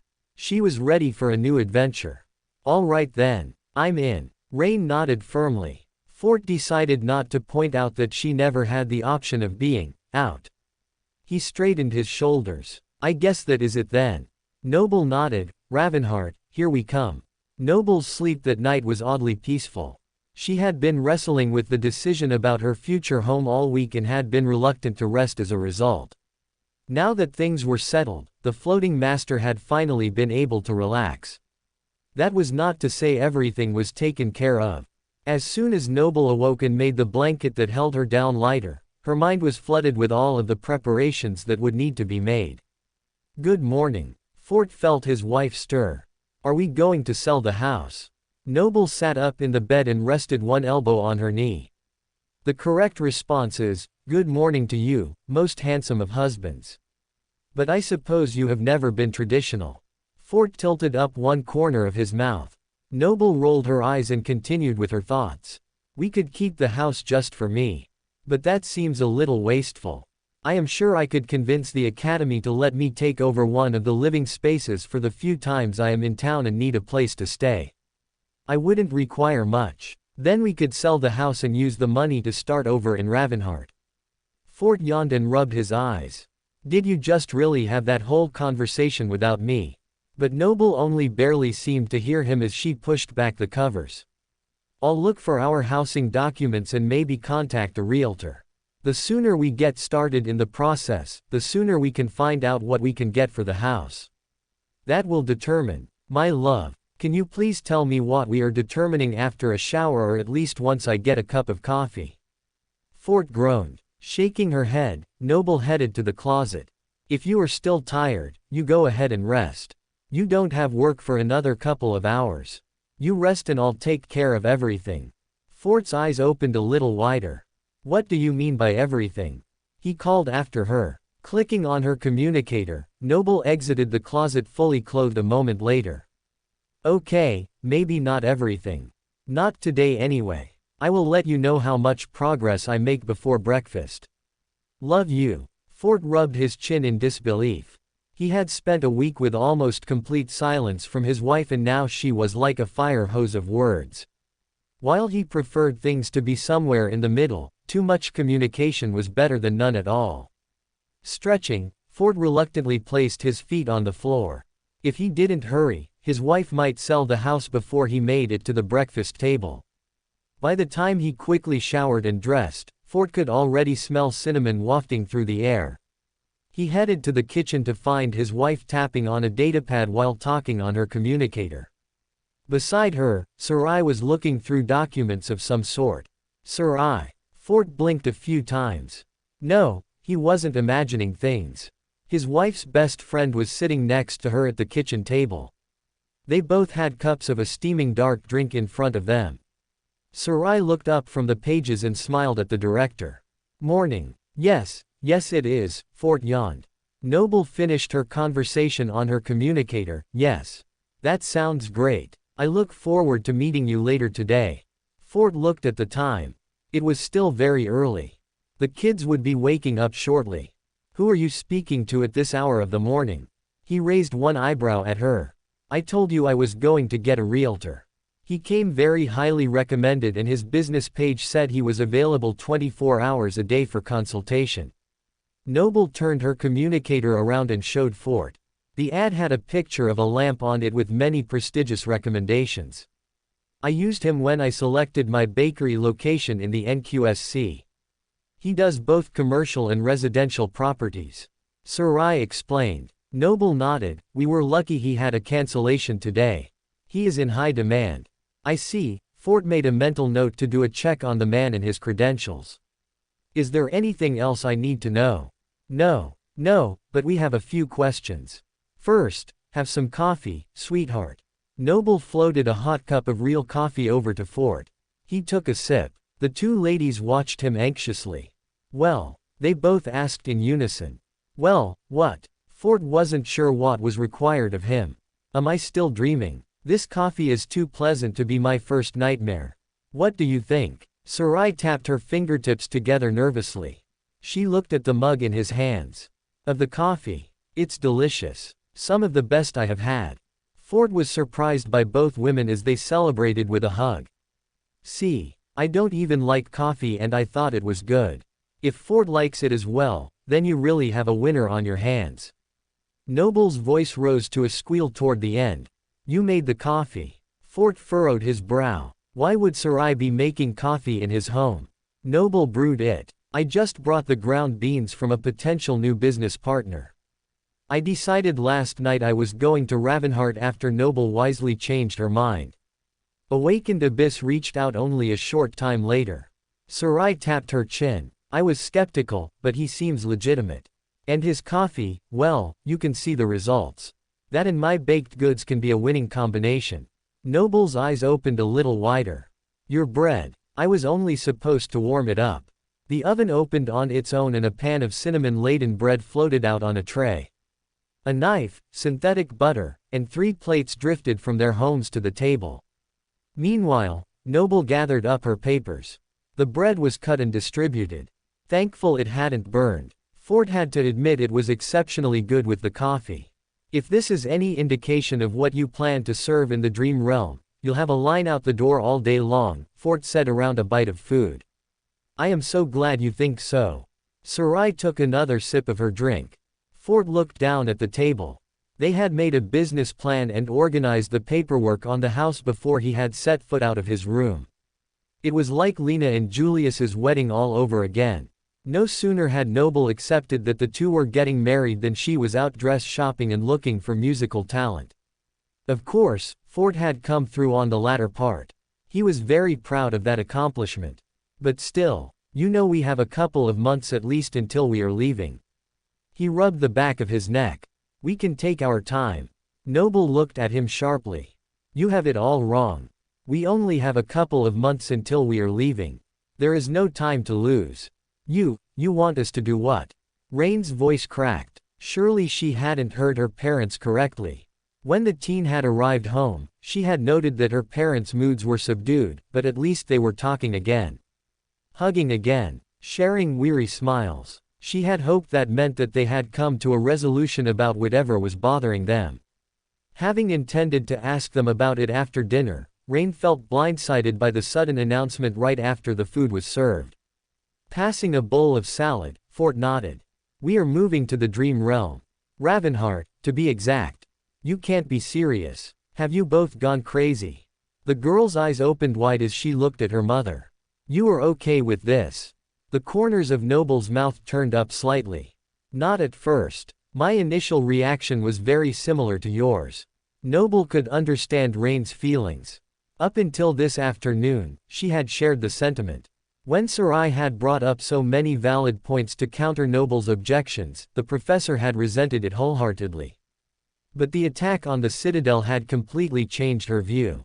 That was because the corrupted Titan was unlike anything Noble had fought before. The Hydra had been defeated by Jet, but just barely. Because Soul Reaper was already being called one of the foremost saints that humanity had to offer, Noble wasn't sure that even Wake of Ruin could have killed the Titan on his own. During their talk, Sarai had mentioned gates opening in the NQSC. If a category large enough opened and allowed something like the Hydra into the siege capital, would there be someone powerful enough there to stop it? Eventually, yes, but in the meantime, the Titan would kill countless people and destroy more than just a wall. And in the waking world, the odds of something like that creature slithering in were more likely with each passing day. North America was already lost. Noble had witnessed that catastrophe herself. Now Antarctica was gone as well. Where would be next? One thing was for sure. It wouldn't be Ravenheart. The stronghold not only had powerful saints residing there full-time but also had an even more powerful being protecting it, one of the two sovereigns. And as much as Noble resented their late entry into the southern campaign, she could not deny that the Supremes had gotten results. In the news, the daughters of Qi Song had spoken of the protective nature of their adoptive mother. According to them, she took good care of those within her boundaries. That is what Noble wanted for her family. Protection and care. Maybe that was selfish to shield them. Maybe it was wise to fiercely guard her personal happiness. Noble wasn't sure that she cared. All she knew was that she wanted them to have a fighting chance at survival. There was a second reason Noble had come to this decision. Sarai had summed it up in a single word: choice. Feeling little Solah's devastation over the loss of her uncle had been harder on Noble than she was willing to admit. Solah's question still rang in Noble's ears. Didn't I suffer enough in the nightmare? Nightmares were meant to cause suffering. They were trials by fire. Solah hadn't chosen to be infected by the spell. Neither had Noble. Both had been victims of the curse. Rain might be able to escape the pull of the spell, but the twins were far more likely to be infected because they were related to her by blood. Because she had been pregnant with them as an awakened, some had told her their infection was all but guaranteed. Noble had ignored them at the time, but now, Solah had looked so helpless. And so hopeless. With this move, Rain, Brock, and Blaze had the opportunity to decide if they wanted to be infected. They would be able to select if or when they challenged a nightmare. Suddenly, that freedom to choose was worth far more than the creature comforts and spelltech of the waking world. It was priceless. Noble would have to hear the "I told you so" from Sarai later. For now, she needed to focus on her panicking daughter. Don't worry. We aren't leaving tomorrow or even next week. It will be at least a couple of months, we may even wait until the end of the school year. We can discuss what the best timing is. Noble nodded at Rain across the table. Moving to Ravenheart is the best decision for our family. For you. You think going as mundane people to a place with no technology and living like they did before the Dark Ages is what is best for our family. Rain raised her eyebrows incredulously. It's where the future is, Fort said, surprising Noble with his statement. The waking world is having new problems every day. The dream realm is a fresh start. I think everyone will end up there eventually. We would be among the first mundane pioneers. Wait, you aren't just pulling our legs. We are really going. Brock plopped his fork on the table as his mouth hung open. Noble felt his rush of excitement before his whooping scream. We are going to be like in the movies, Blaze. Two boys, roughing it in the wild as we find our way.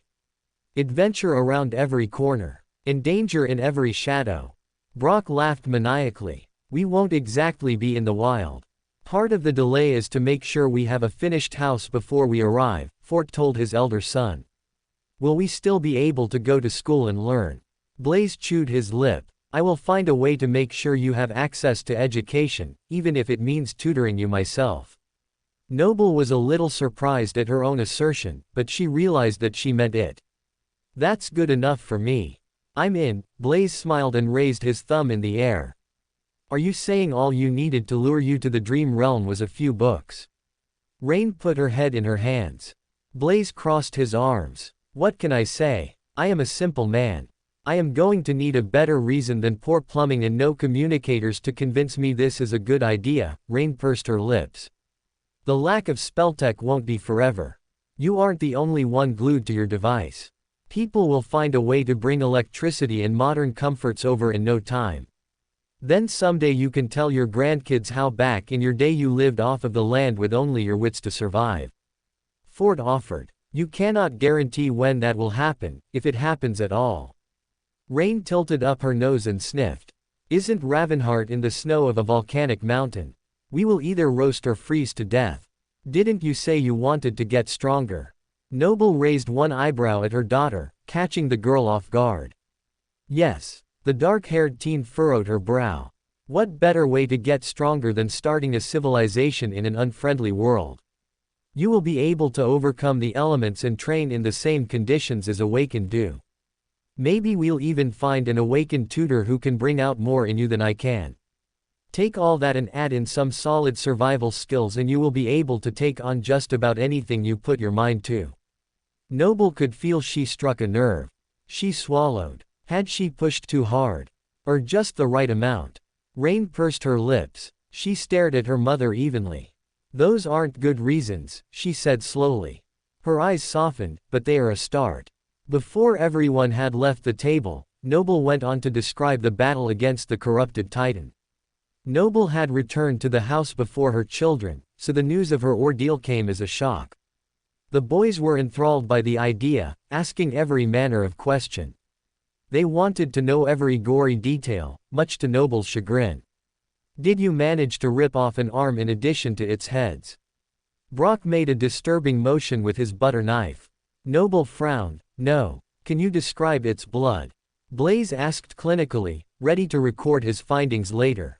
It was red, like ours, his mother told him. And smelly. Do you think it would taste good? Brock took a large bite of his food. What, the blood? Noble felt a little nauseated. No, the Titan. Coprive told me that his uncle told him that the higher the rank, the better tasting the meat is. Brock informed them like this unnamed uncle was the foremost expert. If I get to try it, I will let you know. Noble pushed her plate away a little. She had lost her appetite a little. I will try the meat myself when we move. Or maybe I'll wait until I kill one myself. I'll have to think about it. Brock nodded seriously. That is a lot to think about. Fort's smile was tight. He liked how easily Brock had accepted the news of the move, but the idea that the boy wanted to chase after such big targets was a little concerning. Hopefully, in a few years, he would be a little more sober-minded. Today, Fort was willing to take the win. Oblivious to their father's thoughts, the boys continued with their detailed inquiry. Noble responded to each question in the best way she could, both to answer their curiosity and help her process the events of the day. It was nice not to have to hide it from her family. Rain listened with quiet fascination. She might have seemed less interested than the boys, but Noble could feel how she hung on every word. And Fort, the man constantly squeezed her knee under the table, letting her know how glad he was that she was safe. The gentle pressure was reassuring, reminding her that the ordeal was over. Thankfully it had only taken an afternoon, not months. And now she was home, with any physical reminder of the event already healed. If anything, she looked like she had had a tiring workday. Finally, the boys ran out of questions, and quickly left the table to either write down their notes or practice their battle moves. Noble watched them leave with a relieved sigh. She turned to her daughter. You've been very quiet. Is there anything you want to ask now that your brothers are gone? Rain bit her lip, weighing if she should ask what was on her mind. She sighed. I really only have one question. When you were fighting the Titan, were you scared? Noble contemplated her answer. In the moment, no. I had no time to be scared. There was work to be done. The thing I was most afraid of was disappointing you and not being home on time. I even sent a message with Catfind to explain in case I was late. But you didn't freeze up or want to run. Rain persisted. I couldn't abandon the Awakened in the Citadel. I may have had the option to leave, but I never would have taken it. Noble loved her family and wanted to return to them, but just like when the gate opened in the NQSC, she valued others' lives above her own. I see. Rain pushed around the remaining food on her plate with her fork. You do. Fort studied his daughter. She met his eyes and nodded. I don't know how to explain it. Hearing Mom talk, I was worried for her, but I also found myself wanting to fight alongside her. Rather than turn me off to the idea of moving to the dream realm, it made me think about the tactics I would use and how I would have handled the situation. Rain ducked her head. Not that I think I could have handled it. At my current level, I probably would have been one of the first to die. But someday I want the chance to try. To do that I have to be stronger, smarter, and better prepared. Maybe going to Ravenheart is the best way to do that. If it is, I would be stupid to consider not going. I have never once thought you were stupid, Rainy, Noble winked. The teen chewed on the inside of her cheek. Does going mean that I would be able to choose when I go into my first nightmare? Fort choked on his drink, silently suffering as he tried to clear his throat. Noble tried to keep a neutral smile, but her eyes betrayed the hurt she felt. Rain hadn't said if she was going to enter a nightmare, she had said when. Seb. The couple had already lost one child to the nightmare curse. Back then no one had any say in the matter. The spell took whoever it wanted. But now that Rain suddenly had a choice, she had already decided that she would take on the trial. While Noble couldn't exactly blame her, awakening would be Rain's only way to return to the waking world. The mother still would have liked to talk through the options with her teen. Oh, Rain belatedly realized what she had said. I wouldn't go anytime soon. I might not go at all. I just wanted to know. It's your choice, yes, Fort answered finally, his chest tight. That decision will belong to you and not the spell. We will support you, Rainy, Noble promised. It was just a passing thought. I probably will not try, Rain added quickly, hoping to wipe the defeated look off of her parents' faces, but I like that I won't be taken by surprise. Noble's eyes stopped swirling as her expression softened. I like that too. That is assuming I don't get infected between now and when we move.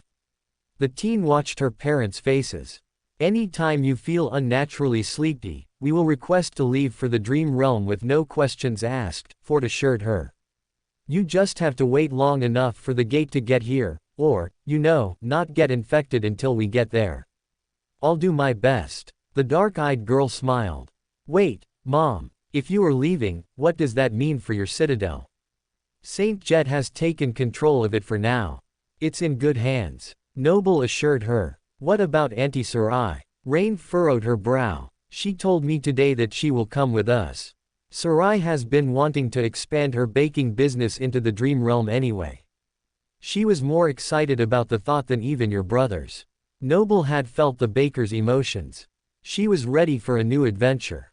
All right then, I'm in. Rain nodded firmly. Fort decided not to point out that she never had the option of being out. He straightened his shoulders. I guess that is it then. Noble nodded. Ravenheart, here we come. Noble's sleep that night was oddly peaceful. She had been wrestling with the decision about her future home all week and had been reluctant to rest as a result. Now that things were settled, the floating master had finally been able to relax. That was not to say everything was taken care of. As soon as Noble awoke and made the blanket that held her down lighter, her mind was flooded with all of the preparations that would need to be made. Good morning. Fort felt his wife stir. Are we going to sell the house? Noble sat up in the bed and rested one elbow on her knee. The correct response is, good morning to you, most handsome of husbands. But I suppose you have never been traditional. Fort tilted up one corner of his mouth. Noble rolled her eyes and continued with her thoughts. We could keep the house just for me. But that seems a little wasteful. I am sure I could convince the academy to let me take over one of the living spaces for the few times I am in town and need a place to stay. I wouldn't require much. Then we could sell the house and use the money to start over in Ravenheart. Fort yawned and rubbed his eyes. Did you just really have that whole conversation without me? But Noble only barely seemed to hear him as she pushed back the covers. I'll look for our housing documents and maybe contact a realtor. The sooner we get started in the process, the sooner we can find out what we can get for the house. That will determine. My love, can you please tell me what we are determining after a shower or at least once I get a cup of coffee? Fort groaned. Shaking her head, Noble headed to the closet. If you are still tired, you go ahead and rest. You don't have work for another couple of hours. You rest and I'll take care of everything. Fort's eyes opened a little wider. What do you mean by everything? He called after her. Clicking on her communicator, Noble exited the closet fully clothed a moment later. Okay, maybe not everything. Not today anyway. I will let you know how much progress I make before breakfast. Love you. Fort rubbed his chin in disbelief. He had spent a week with almost complete silence from his wife and now she was like a fire hose of words. While he preferred things to be somewhere in the middle, too much communication was better than none at all. Stretching, Fort reluctantly placed his feet on the floor. If he didn't hurry, his wife might sell the house before he made it to the breakfast table. By the time he quickly showered and dressed, Fort could already smell cinnamon wafting through the air. He headed to the kitchen to find his wife tapping on a datapad while talking on her communicator. Beside her, Sarai was looking through documents of some sort. Sarai. Fort blinked a few times. No, he wasn't imagining things. His wife's best friend was sitting next to her at the kitchen table. They both had cups of a steaming dark drink in front of them. Sarai looked up from the pages and smiled at the director. Morning. Yes it is, Fort yawned. Noble finished her conversation on her communicator. Yes. That sounds great. I look forward to meeting you later today. Fort looked at the time. It was still very early. The kids would be waking up shortly. Who are you speaking to at this hour of the morning? He raised one eyebrow at her. I told you I was going to get a realtor. He came very highly recommended and his business page said he was available 24 hours a day for consultation. Noble turned her communicator around and showed Fort. The ad had a picture of a lamp on it with many prestigious recommendations. I used him when I selected my bakery location in the NQSC. He does both commercial and residential properties. Sarai explained. Noble nodded. We were lucky he had a cancellation today. He is in high demand. I see. Fort made a mental note to do a check on the man and his credentials. Is there anything else I need to know? No, but we have a few questions. First, have some coffee, sweetheart. Noble floated a hot cup of real coffee over to Fort. He took a sip. The two ladies watched him anxiously. Well, they both asked in unison. Well, what? Fort wasn't sure what was required of him. Am I still dreaming? This coffee is too pleasant to be my first nightmare. What do you think? Sarai tapped her fingertips together nervously. She looked at the mug in his hands. Of the coffee. It's delicious. Some of the best I have had. Fort was surprised by both women as they celebrated with a hug. See, I don't even like coffee and I thought it was good. If Fort likes it as well, then you really have a winner on your hands. Noble's voice rose to a squeal toward the end. You made the coffee. Fort furrowed his brow. Why would Sarai be making coffee in his home? Noble brewed it. I just brought the ground beans from a potential new business partner. I decided last night I was going to Ravenheart after Noble wisely changed her mind. Awakened Abyss reached out only a short time later. Sarai tapped her chin. I was skeptical, but he seems legitimate. And his coffee, well, you can see the results. That and my baked goods can be a winning combination. Noble's eyes opened a little wider. Your bread. I was only supposed to warm it up. The oven opened on its own and a pan of cinnamon-laden bread floated out on a tray. A knife, synthetic butter, and 3 plates drifted from their homes to the table. Meanwhile, Noble gathered up her papers. The bread was cut and distributed. Thankful it hadn't burned. Fort had to admit it was exceptionally good with the coffee.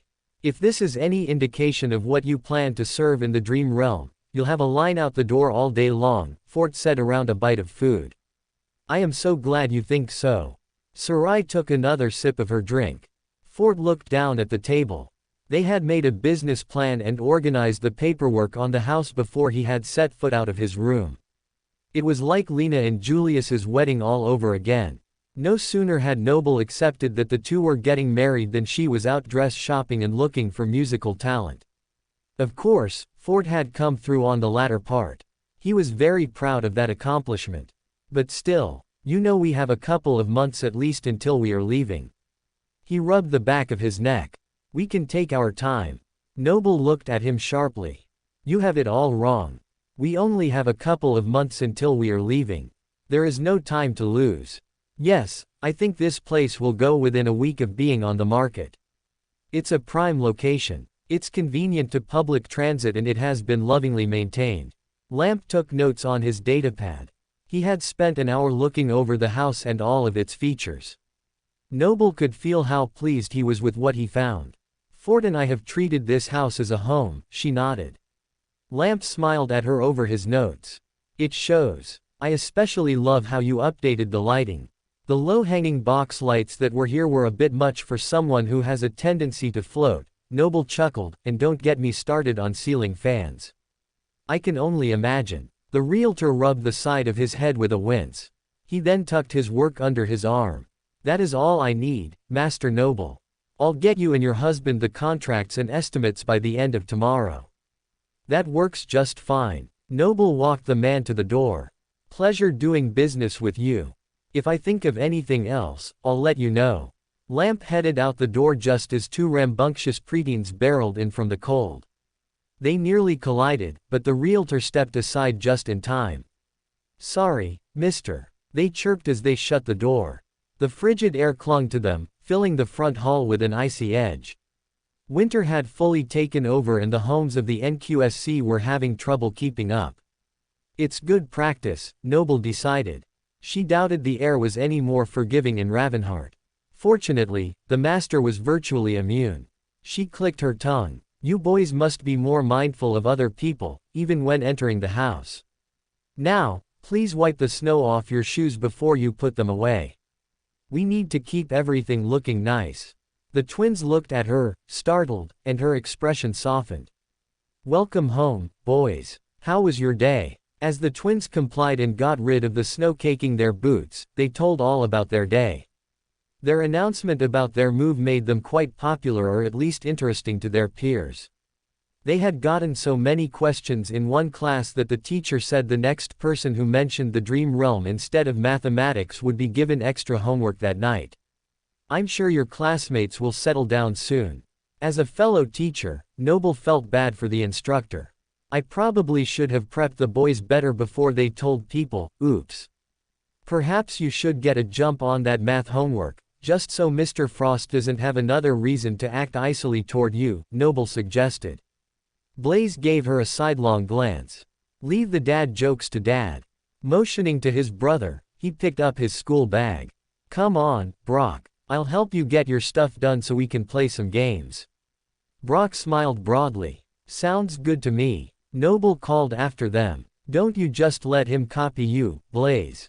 But, Mom, will they even have math class in the dream realm? It's not like I'm ever going to need to use it, Brock whined. I'll see to your math studies personally if I have to, Noble warned. The calculations I had to make in my second nightmare are the only reason I'm with you today. The elder twin frowned. Fine. Reluctant compliance will still save him when push comes to shove, Noble reminded herself. She smiled. And don't forget that I need you both to shovel off the front sidewalk before any video games happen. Yes, Mom. The boys shut the door to their room. Looking at the time, Noble wondered when Rain might be home. Had she told anyone about her upcoming adventure? If so, had she caused a similar disturbance to her brothers? Noble frowned. Any time Rain was late nowadays, her mother irrationally began to worry that she had found another study group. It was unlikely, especially with the family's recent decision to move. Rain would be extra reluctant to entangle herself with anyone in the waking world. Still, Noble pulled out her communicator and called her daughter. Rain answered with a pensive expression. Hey Mom, everything okay? Noble could see the city whizzing by in the background. Rain was on a train. Everything is fine. I just wanted to check in and see where you are. The weather had dumped quite a bit of snow around lunchtime, so Rain didn't find the request odd. I'm heading home, but first, Rain hesitated. First I think I'm going to have some ramen. Ramen. The mother pursed her lips in confusion. Dinner isn't that far off, if that is what you are worried about. I can move up the time if that is the problem. It's not that, Rain looked wistful. It's just, I am beginning to realize all the things I will miss, and the convenience store ramen is one of them. I haven't changed my mind about leaving, but... Noble understood. You want to enjoy all the things while you can. Exactly. The teen looked relieved that her parent wasn't upset. I'll be home in a little while. I'll see you then. Noble blew her daughter a kiss. Enjoy the noodles. Thanks. Rain ended the call. Noble thought about what she would miss too. While she would still have access to the NQSC, there would be activities she couldn't do anymore, at least not with her family. Like making them a hot meal using electricity.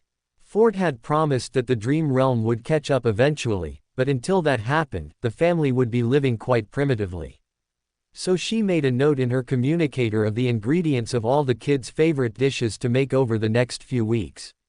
They would also have to visit all their favorite places together, as well as Seb's grave. The list of things to do continued to grow so long that Noble felt overwhelmed. She would get it all done, of course, eventually. Mom. Blaze broke Noble from her reverie. He and Brock looked at her with curious expressions. How long has she been sitting at the table planning? Time had gotten away from her again. Yes. Noble blinked and smiled at her sons. So, we went to clean off the front sidewalk, but there's a man out there just staring. Blaze furrowed his brow. The master tilted her head. Staring. At what? Blaze bit his lips. That's the weird part. I'm not sure. Maybe the neighbor's house. It's kind of creepy, Brock added. Instinctively, Noble felt for the emotional signature of the person outside. I'll take care of it, boys. Noble rose from the table. Heading outside, she found a man with porcelain skin and dark hair looking forlornly at the house next door. Noble cleared her throat. May I help you? The man looked at her, startled by her sudden appearance. The man's dark eyes met hers, and a spark of recognition lit inside her. Have we met? The stranger stared at her with a complicated expression.